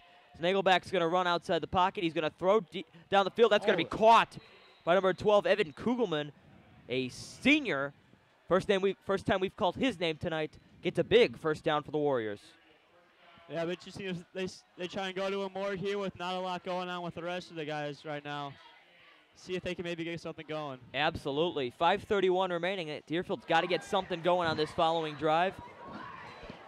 Deerfield started a lot of their drives with a couple good plays in a row. Some good runs, some good solid runs, some good passes, but then they just kind of, around midfield, a little past that, they just kind of stall. As you see, the Prospect cheerleading program had their best season in program history last year. Saw assistant coach Danielle Menaker on Prospect Football Weekly this week, praising that program. And here is Hunt trying to hang on to the football. And he gets to about the 39-yard line. It's going to bring about 3rd and 3 for Deerfield. It's actually 2nd and 3. Very early switch over on the chain gain. Held up by John Kaminsky. He's doing a very, very quick job making our jobs a little tougher.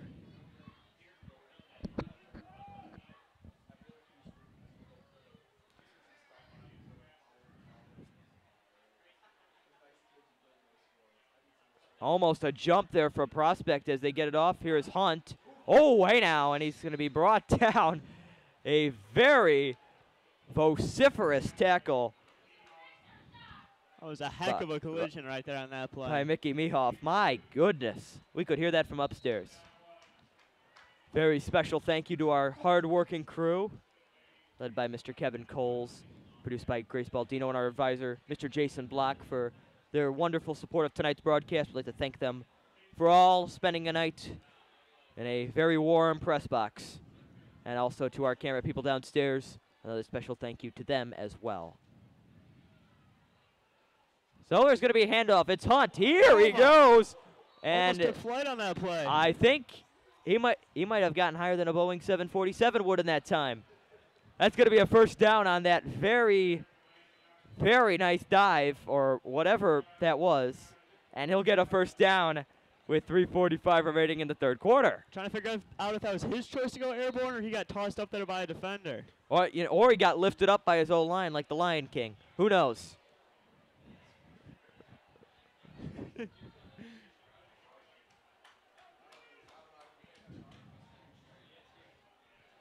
Deerfield is a big offensive line. There's a lot of Prospects have faced a lot of big offensive lines so far this year. Nagelback's going to throw on a slant. That's going to be caught by number 11, Gargulio, who's been their top target here tonight on the pass. That Deerfield student section has gone down from 30 students to about 20. I'm not really sure where they're going. I think we need a head count here. You could barely. I don't think anyone's heard them here all night. I've heard them. Heard them when they walked in. I mean, they're nice, very nice people. They're very loyal to their team, making this. It's a drive. It's not. They gotta take a highway to get here. It's not very easy for them. And almost more And people here's on the Hunt. field than they do in the stands. That's also true, but I'm sure next week we're going to be saying the exact opposite thing.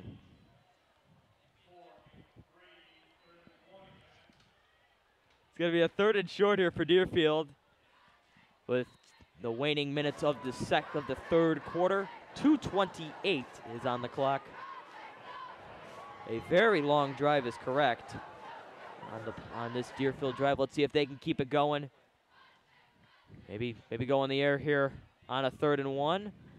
Why not? Why listen to me when they can just hand it to Roger Hunt? He'll get the yard they need, and maybe an added one. And it looks like someone on the Deerfield roster's having trouble. It looks like Colin Ward, one of the O-linemen, is having trouble getting out.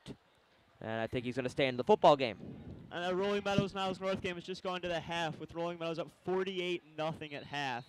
That 50-0 prediction you were questioning is looking pretty good, right? Or 50-point win you were questioning is looking pretty good right now. Maybe 60. You think 60? That's what you're upping it to? I'm going to up it to 60 because I thought, I think it's only 12 in the second half. I'll tell you, Rolling Meadows, that is a good football team, and we'll see them in a couple weeks. They're going to be ready to go. This is a deep throw from Nagelback, and he overthrew his man, number 11, Jonathan Ibarra. He was open as well. He was open. That would have been a huge play for Deerfield to put him up. It looks like he beat Gary Moeller. Game to make it 10-7. He beat Gary Moeller on that coverage. So it's going to be a 2nd and 10 from the 43-yard line. This is probably the best field position Deerfield has really had all night. So they need to get points on this drive, and they're in a lot of trouble here as we head into the 4th quarter. Once again, I'd like to thank our sponsors, Buffalo Wild Wings and Outback Steakhouse. Stay tuned for our Outback player of the game. And here's a run by Hunt. He's going to get back to the line of scrimmage, maybe squeeze out a yard. And let's see what Deerfield will do here on a 3rd and long. Chewing this much time off the clock for Deerfield is fine if they can get a score. But if all they're doing is chewing clock and not putting any points on the board, this quarter is just going to kill them. Yeah, it will not be pretty for them. But their defense has shown they can hold. Has not given up more than 21 points in a game this year and against some pretty formidable opponents, as Matt Meyer, the football player's version of a cheerleader, is getting the crowd riled up here on a 3rd and long here for the Warriors. And he's going to throw down the field again. That's picked off. Gary Moeller, it looks like, with the interception, and he is going to bring it back to Prospect territory. There, yep, the man with the large wrap around his arm, once again with another key interception for this Knights defense. And that is his 3rd interception of the season, and all 3 of those coming with a broken hand. That's a stat of the day. That's right also there. dedication, and he will get that cowboy hat from assistant coach Jeff Collier. And there is a drive that will go by the wayside for the Deerfield Warriors. You go from beating Gary to almost scoring a touchdown to him picking it off, coming back. And Zardson's going to break a couple of tackles and get close to another first down for Prospect. And we'll see if they're trying to potentially ice it up here. Even though there's still a 4th quarter to be played, Deerfield's offense has struggled to get going here in tonight's contest. See what Jimmy's going to do here on a 2nd down and 1.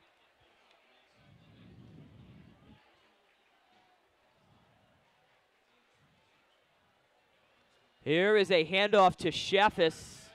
Actually, Zardzin. Looked like Shaffis. They're both very similar heights.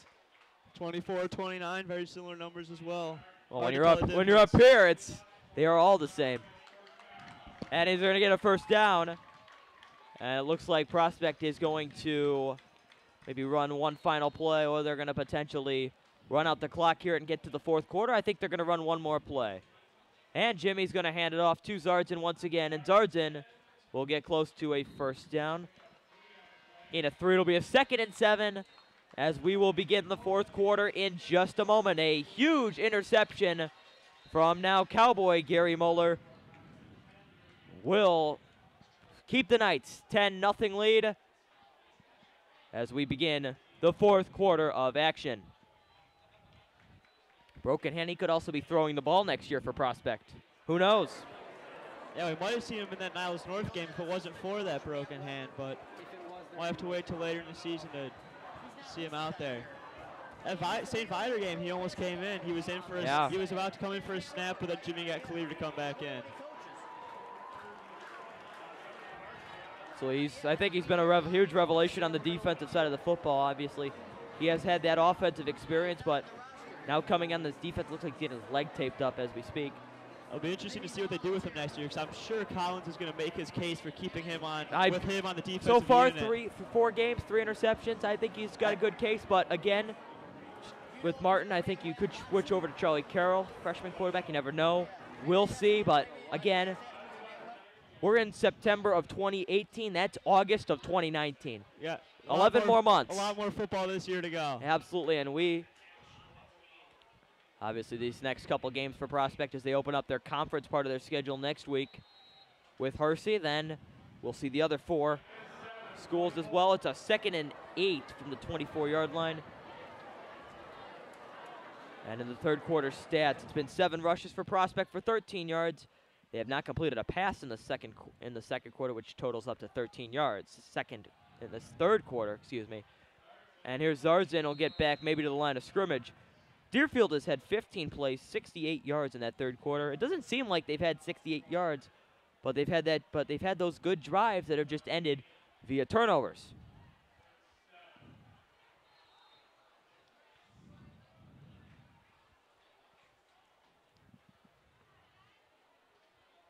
Yeah, Deerfield is definitely comparable to Prospect in yards right now, but in terms of points, they're just not doing it. Jimmy is going to be scrambling. He's going to be brought down, going to get maybe a gain of about 2, and let's see if it's Tony Santangelo field goal time, or they might try to put this game on ice. And Dan DeBuff is calling for the wave. He's calling for a wave with Matt Weber. I think they're going to keep their offense on the field. I think this is a good call for Coach DeBuff. Said on Prospect Football Weekly earlier this year, he wants to keep that night tempo going, nice and quick.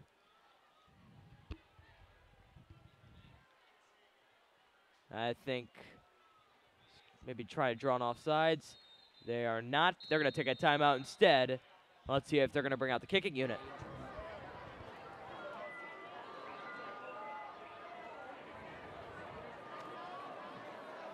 We talk about the offensive line here for Prospect here in this game, and this is also considering the loss of Sebastian Swistek, who was a starter last year, and offensive line coach Tim Beischer has had so much praise for him. It's very, very interesting. This offensive line, it just seems like they keep grinding no matter who they play or how well they play. They just seem like they find ways to get it done. And they do have a couple young players on that line too, so they should be able to keep that coming for a couple of years to come. Along with the sophomore running back in Luke Zarzan, you would think this running game, able to develop over the next couple of years, could be really scary. And you also talk about Noah Marks as well. Yep. He can not just run, he can catch as well. My goodness, he's like a slot receiver running back. He is your prototypical Chris Thompson for you. Of the Washington Redskins. Did you like that reference this time? A little better than the Tom Brady Okay, all right. That's all that matters.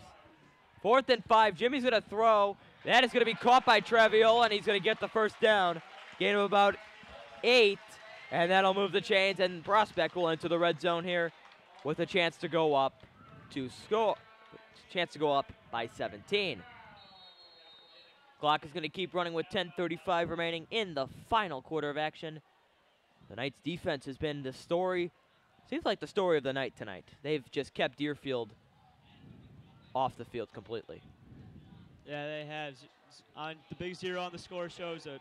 Jimmy, that pass that's caught, and it's a touchdown for Prospect. That was great coverage by Deerfield, but Ryan Traviola went up and he grabbed the football. And Prospect will extend their lead 16-0 with 10:16 remaining in the 4th quarter. That could be an icebreaker. Yeah, if Tony Santangelo could put this extra point through to make it a 3-possession game, it's pretty hard to imagine Deerfield scoring 3 times in a quarter when this game they barely even got to 100 yards. A very excited Underground now. And who blames them?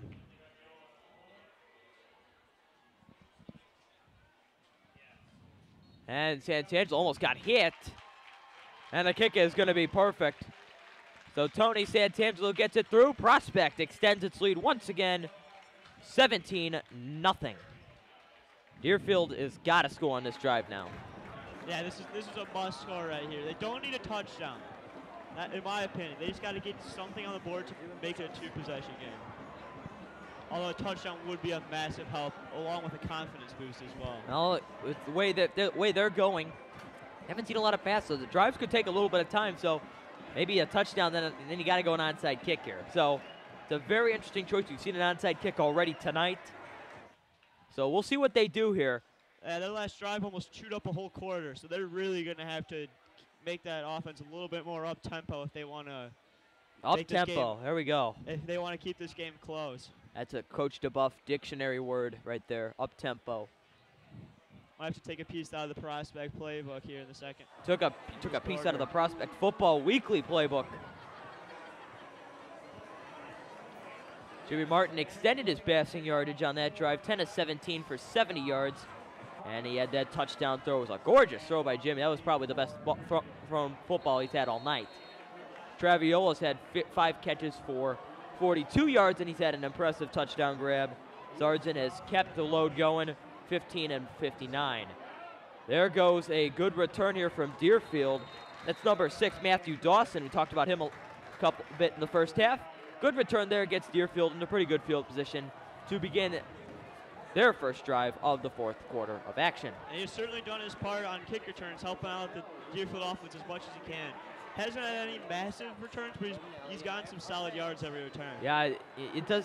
You don't need that big return every time, even though it's obviously great to have, but even the little stuff is good to have for this football team.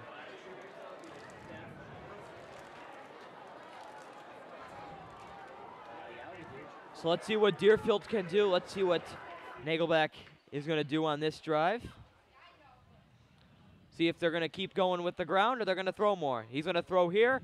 That pass is caught by, it looks like, number 9, Adam Pottinger. Gain of about 8, so it's going to be about a 2nd and 2.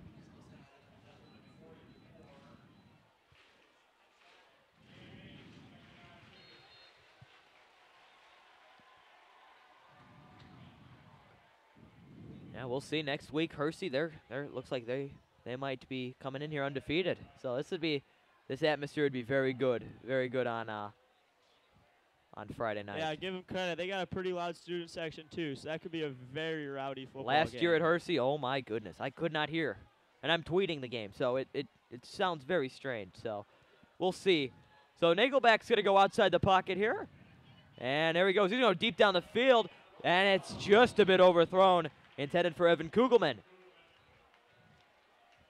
Looks like he had him, but just a bit out of the reach of Evan Kugelman. That's the second time Deerfield has missed a big scoring opportunity here late in the game.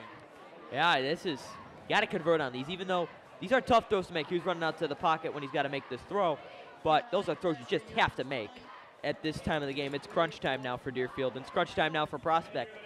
Both sides of the ball need to get a stop, or they need to score here. So we will see who will prevail. Speaking of Hersey, they've gone up 14-7 over Maine West.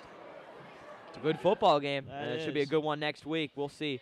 New quarterback with Hersey, that's Ryan Justice, as Hunt is going to get past the first down, and he'll get the yardage enough, and he will move the chains for Deerfield. 9:12 remaining in the fourth quarter. The remaining schedule is actually very interesting because you have Hersey next week, then you got to go to Buffalo Grove, and that's a very tough environment.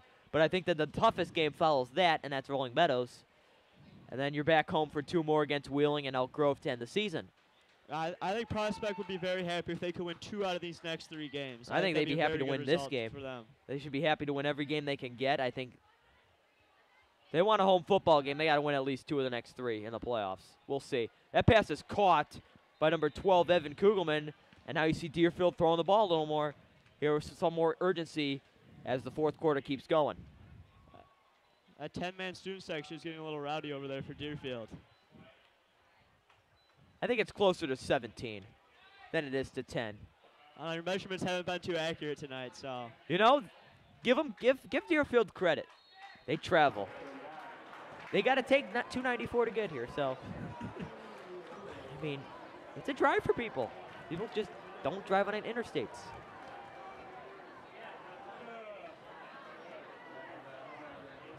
They did not had a lot to cheer about tonight, as Deerfield still has not gotten the goose egg removed from the scorecard. Here's a throw, and that pass is caught. Oh, and what a catch. It looked like if Michael Gargulio could have stayed on his feet, he would have had 6 points. But a great catch either way. That ball looked a little high.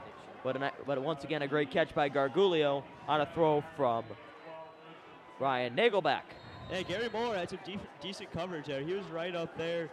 He played as good of a coverage as you could with that broken hand. He almost broke that ball up. He almost broke that pass up. But with his broken hand, maybe. The Deerfield defenders kind of ripped it, or Deerfield wide receivers kind of ripped it from him there to keep it. And you just imagine how well he's played with that hand catch. Just wait until he gets it off in a couple weeks. Seriously. Man, that's a tough decision that Dan DeBuff's going to have to make next year. And it's going to be Nagelback's going to throw it once again outside the pocket. It looks like he has his man. And that pass is caught. And across the goal line, a touchdown from Alexander Cohen. A junior running back labeled, except he gets the first point on the board for Deerfield.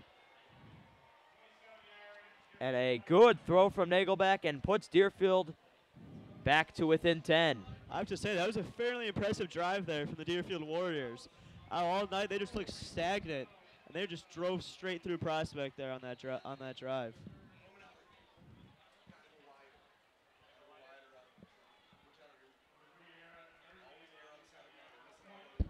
Is it too early for the onside kick? I think it actually is, because I think with the Deerfield offense, how they played in the first half, I think, and somebody is going to be called for cheating. It's going to be likely against Deerfield.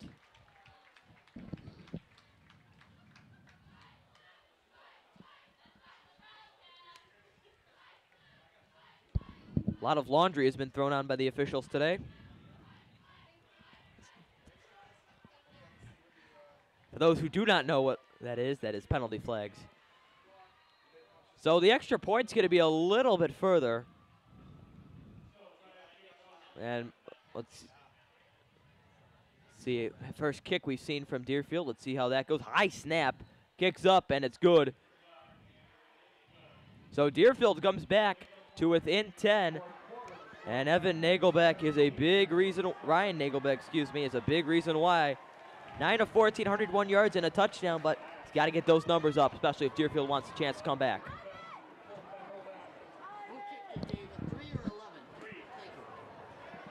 What do you think here? You thinking onside kick?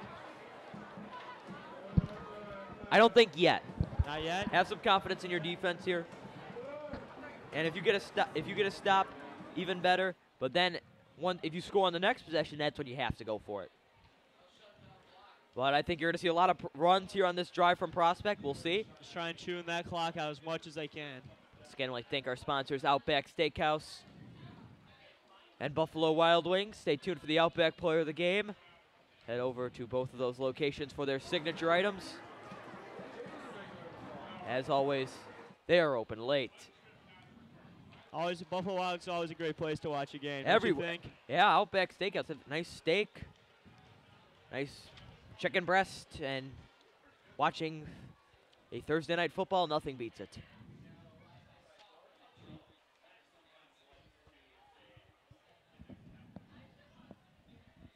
Let's see what Deerfield's doing here. There's an interesting formation here.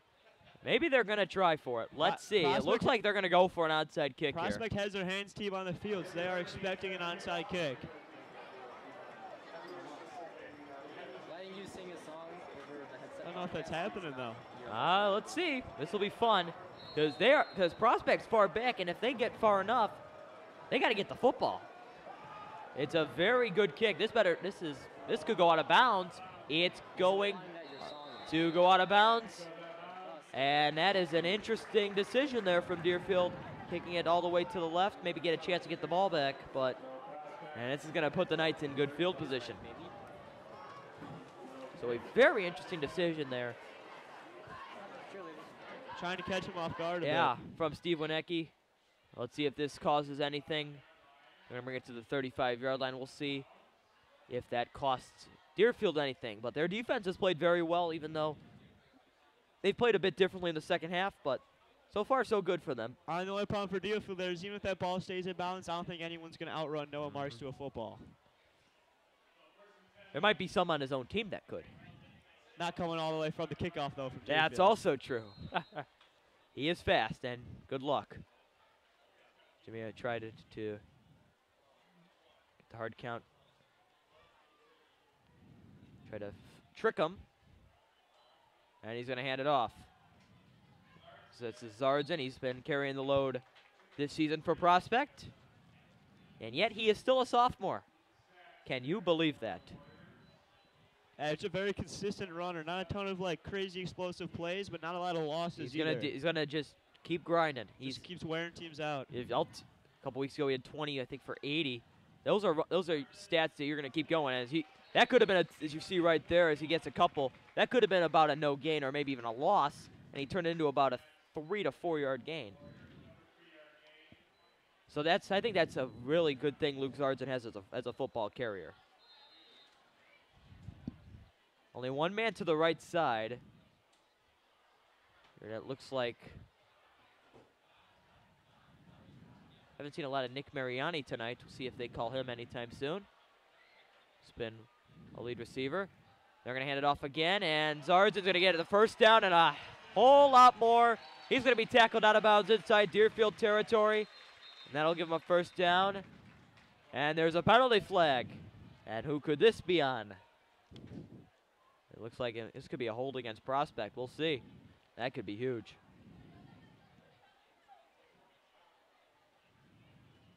Prospect is going to be. That's not what you want to see there from the Knights. That's huge. Big play. If you get that first down, you got a whole another 4 downs to wear on the clock some more. Now you're back on 3rd down. And that's a 3rd down. And now it's 3rd and long. So now you're thinking, this might be a must-pass situation. And a big break for Deerfield, as Prospect is the guilty party on that penalty. 3rd and 7. Not a terrible distance, but again, it almost got it. And we've seen that hard count a lot tonight from Jimmy's been snapped. He's been trying to get it going. That Deerfield's not been falling for it. Brian Doherty almost pointed it out. Meyer is back. He's going to go deep down the field. This ball is overthrown. It looks like he had it. Maybe a tad underthrown, intended for Noah Marks. 22 against 22. Noah Marks against Roger Hunt. It looks like Hunt had him step by step. That stops the clock there for Deerfield. That's big. They're going to send the punting unit out. So what could have been a first down in Deerfield territory is now going to turn into a punt, and Deerfield has a chance to get to within a 1-score game on this drive. Yeah, definitely a bit of a momentum shift here in favor of Deerfield. So this is a big punt. Sheffis had a big 64-yard punt. His last punt, a high snap. He's going to get off. It's much shorter. It's a very high punt. They're going to let it bounce, and it's going to bounce the other way. They're going to pick it up at the 45-yard line. And now Deerfield has a chance near midfield to get back into this football game. Obviously, stay tuned for our Outback Player of the Game. So many decisive candidates that we have to sort through. That was an 18-yard punt.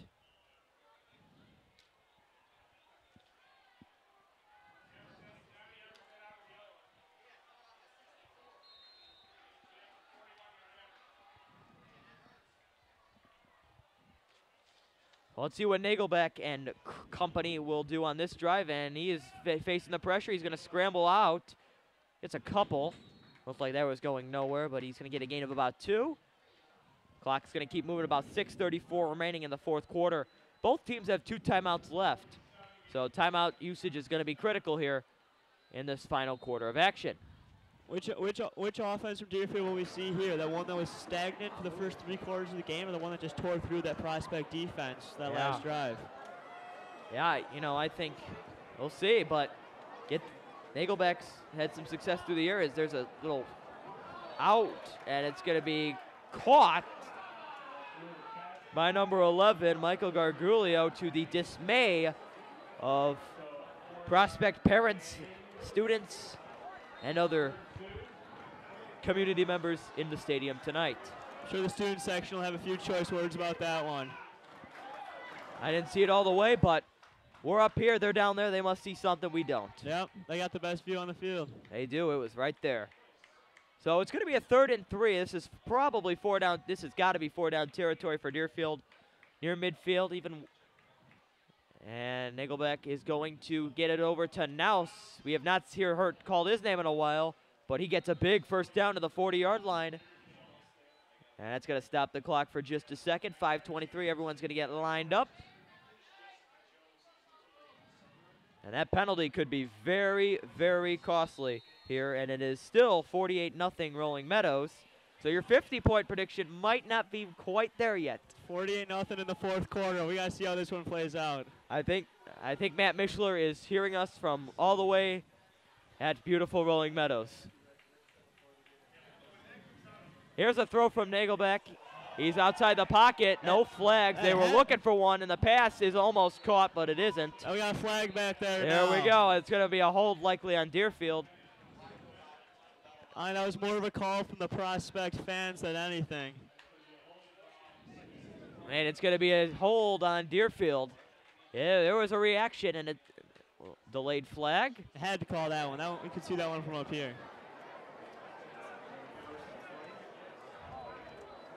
I think penalties, especially late in the game, they're magnified by at least 20%, because one penalty can change the course of a game. It can be from anything from an offside penalty all the way to a personal foul for targeting. It's just it can change the game that quickly. We saw it in that Vider game. Luke Zardzin at the end of the game ran for a first down. Got what was that? What the I think it was a taunting penalty. St. Vider got I believe it was a taunting It was, penalty. it was some something. kind of unsportsmanlike penalty. Yeah, because Mitch Camp was really upset. Gave Prospect the first down, and that sealed the game. Yeah, Mitch Camp was not upset, and you rarely ever see him show ever an attitude. One of the nicest people around, and he almost lost the football, Nagelback. And he gets a gain of 2. It's going to be a 3rd and a country mile for Deerfield. It's going to be a second. It's going to be a 2nd and a country mile. So they're going to have about 2 plays to get to 25 yards as the first down marker held up by Dr. J. Kip Johnson is at the 29-yard line with 4:28 remaining in the final quarter of action. A 2nd and 25 for the Deerfield Warriors. They're at the 40. They're at their own 46-yard line. Both teams have 2 stoppages left, and Nagelback's gonna go deep, and he's got his man. What a throw, and it's caught by Kegelman, and he's got to be careful. And the Prospects defense has to be careful. You cannot commit a late penalty here. That could be disastrous for Dan DeBuff, and that is something he would probably not want to see. Last thing Prospect needs right now is to give Deerfield any more yards on offense. Oh, and they're going to call it. That's a personal foul penalty. That is humongous, and that's going to give them an automatic first down. So not only does the yardage matter, Deerfield's going to get the football in field goal range, it looks like. That is a huge penalty against Prospect. I think this sideline, I don't think they need to get another penalty, because a couple weeks ago we saw Tim Beischer get a little too animated, and he got flagged for it. So very interesting. Looks like they're huddling up. Yep, looks like they were in victory formation for a second, but they are not. Nagelback is in the shotgun, and he's going to throw it here on a 1st and 10 for the 19. He's going to go deep down the field in the back of the end zone. That pass is going to be caught, and it's a touchdown for Deerfield. My, oh my, what a throw. And that was caught by number 43, Alexander Cohen, who caught the first touchdown pass, and he has caught 2 important touchdown passes. And my goodness, this game is getting interesting. That was an unreal catch right there. He could barely see the ball. I don't think he could. He just looked back. Number 11 for Prospect, Zach Zai. That is a tall man right there that was guarding him. Yeah. Zach Zai is 6'2". Against Alexander Cohen, who is not 6'2". Kick on the way, it's blocked. And that's another block from Tim Beischer's special team unit. Huge block, and that's the difference between a field goal and a touchdown. So that is a key block here for Deerfield. But now the question is, do you onside kick it here? 3:39, but your defense has shown they can stop these guys in big spots. As we see, looks like the U is getting pumped up for this as they do a "Let's Be Here Unite" shout chant. It's interesting. The last couple of games, it's been Prospect. It's been pretty even most of the game, not doing too great, and they really turn it on late in the second half, especially the 4th quarter. We're almost seeing the opposite here tonight, where Deerfield is looking like the better team late in the game. Yeah, their offense needed to get going in some way. It didn't matter how. That penalty not only against Prospect on the last drive offensively was huge, but they also had that penalty on defense that is killer. And we'll see if that comes back to cost them as the U tries to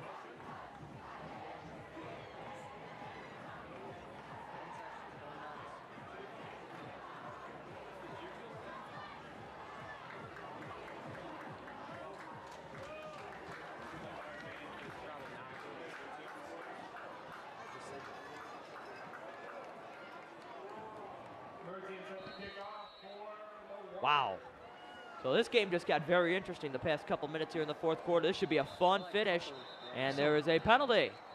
That's not a common call you see on the kickoff. Looks like Wes Newman was very excited that somebody jumped. once again, the Prospect had their hands team out there for the onside recover, And but Deerfield went along with it. Their defense has proven they can stop here, and I think this game has been all about the defense. No matter how the offenses have scored the points, it's been all about the defense. Yeah, with 2 timeouts left here for Deerfield, they're showing some confidence in their defense. Yeah, it's like a cage match. Who's going to be there in the end? Should be a very interesting post-game comments from Coach DeBuff. Stay tuned to our Prospector Now Twitter page for the live interview after the game. I'm sure he will have a lot of comments on tonight's festivities.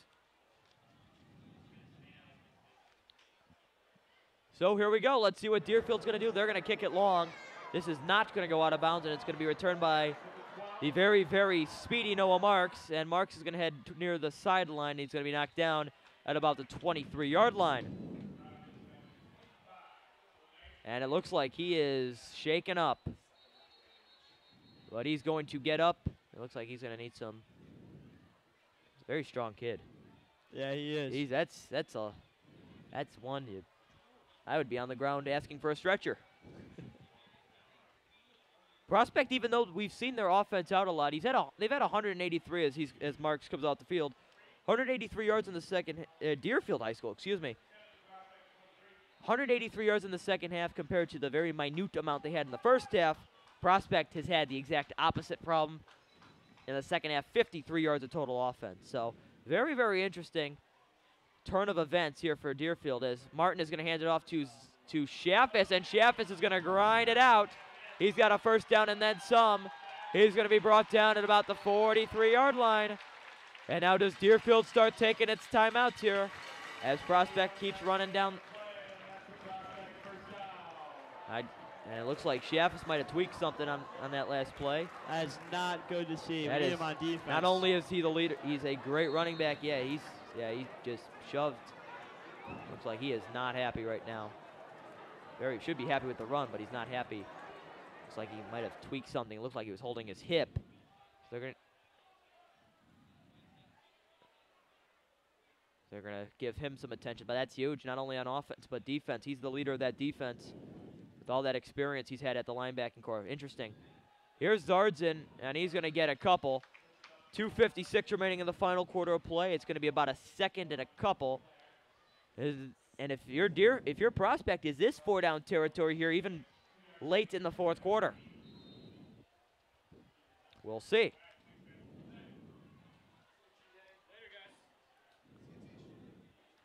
Jimmy's in the shotgun. Zardzin is directly behind him.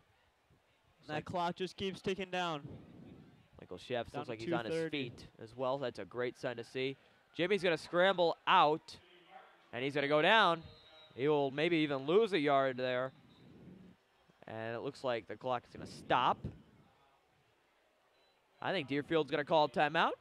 I think that's a very good timeout selection for Deerfield. But you go for it on 4th down, Mr. Lytle. I don't believe so. I think you're inside your own half. You just got to punt it down, make Deerfield go as far as possible down the field. I think giving it to him in this spot would just be too easy for him. There you go. Yeah, you talk about that two-headed monster of Shaffis and Zardzin. Shaffis has 3 carries and 61 yards. Do some division. That's about 20 yards a carry. My goodness. That's exactly DeBuff's design. The idea is that when he comes on the field, he's fresh from linebacking. Yeah, exactly. He's fresh from being on the bench usually on offense. You just power through those tired defenders. He can just go right through it. And Luke Zardzin, the sophomore super back, I don't know why that was created. 19 carries, 74 yards. He has been, I think it's been Michael Shaffis who's been sort of like the Brandon Jacobs for the New York Giants in the old football days with Luke Zardzin being the Ahmad Bradshaw. They helped win a Super Bowl, so let's see what Jimmy and company do here on a 3rd and 8 from the 46-yard line, their own 46-yard line. This could be 4-down territory. We'll see. This pass is going to be caught by number 33. That's Nick Mariani. We talked about him trying to make an impact. That is going to be huge. And that's a 1st down for Prospect with 2:14 left in the 4th. We have not called his name too many times tonight, but that is a huge play from him there. They're going to keep it going. Yeah, they're trying to say calm it down. You don't really need to go up here. That's a gutsy call to throw it there. It stops the clock if that's not completed. And there is Sheffis, and he is going to run all the way in. He crossed the goal line. Touchdown, Prospect. And that might complete it.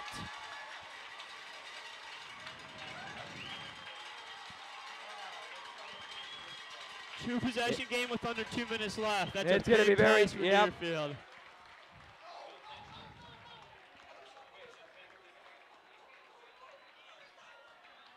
And that might be the finisher. And we'll see if Deerfield is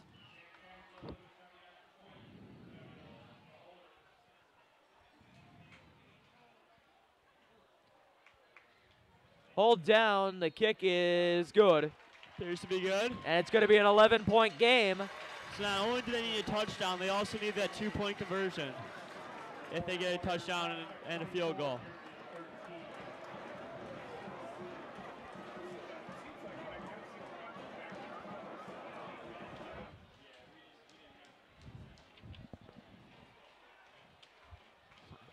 And it's time to name our Outback player of the game. Not yet.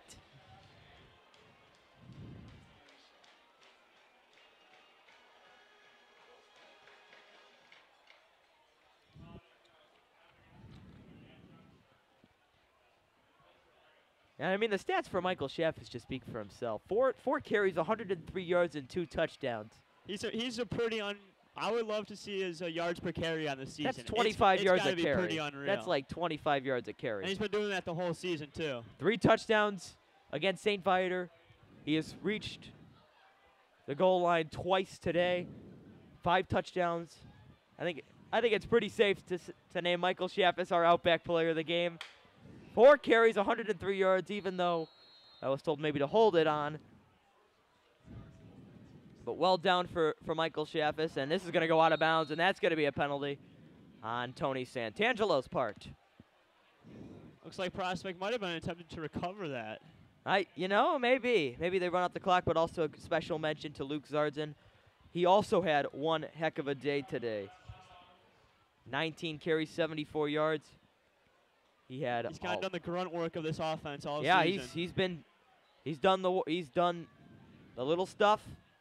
Michael's done a lot of touchdown runs. But I'm sure you will see many from Luke Zardzin as you head into next season and the following season with Dan DeBuff's high-tempo offense. We will see at it then. So let's see what the Deerfield Warriors do with 1:56 remaining in the fourth quarter. They have a 1st and 10 from the 30s, looks like the 41-yard line. As the offensive statistics have been pretty identical, very close. 273 for Prospect. That late drive really helped, and then Deerfield 238. But I think it was just as there's going to be a whistle, and the definition will be coming up.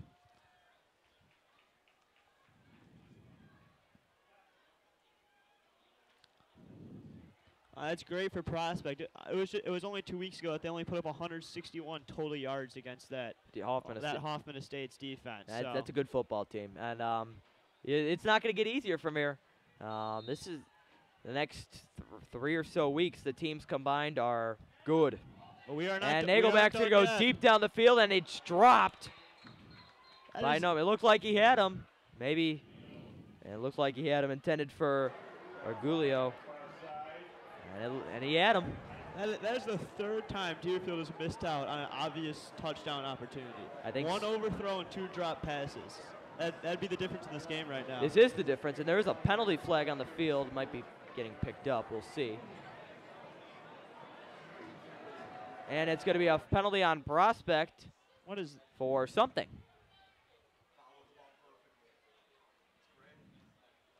It's against Deerfield. They called it against Prospect. But Deerfield seems like they're moving back. Oh, I think it might be interesting. Very interesting. It looks like the U is getting ready to ramble onto the field, maybe. How do you feel about that? Do you think you should cap this kind of game off with a field rush? No, not really. I'm gonna agree with you there. I think that Vider game was kind of a That was different. special, like one-time. There was thing. a lot of trash talk between both teams heading into the weekend. I'm sure there is still a lot of trash talk as we speak. Nagelback's going to throw, and that's going to be low and incomplete. 1:44 left. And apparently my partner was right with the Niles North Rolling Meadows game, as that has gone into a final 55-0 in favor of the men wearing purple and yellow.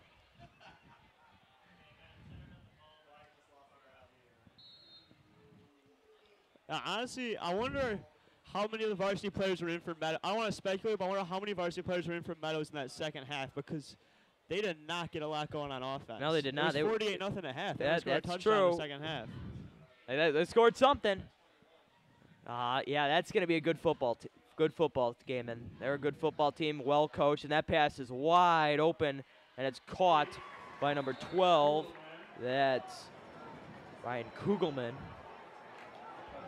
Actually, Evan Kugelman, excuse me. We've heard his name a couple times here tonight. And now 1:37 remaining. Deerfield is going to try and pick it up, try and get something to dent into this prospect lead. Nagelback's going to throw, and he's going to throw it on the ground.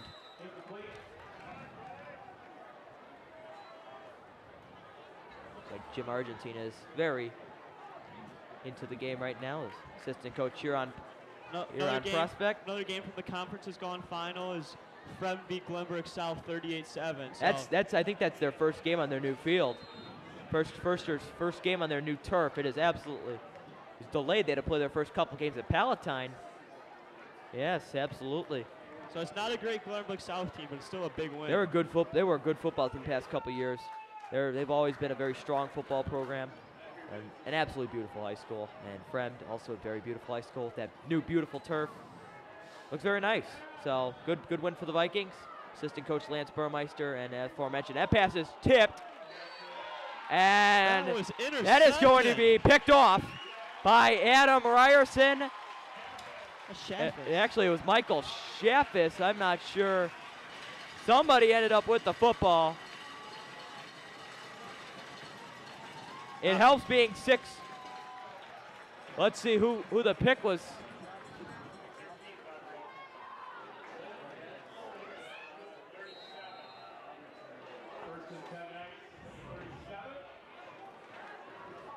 That is if that was Shaffis, he is just continuing his case for Outback Player of the game. Nice pick up there for Zartzen. Couple yards on the play, just running down the clock at this point for Prospect. Wouldn't expect anything but a run here to finish the game.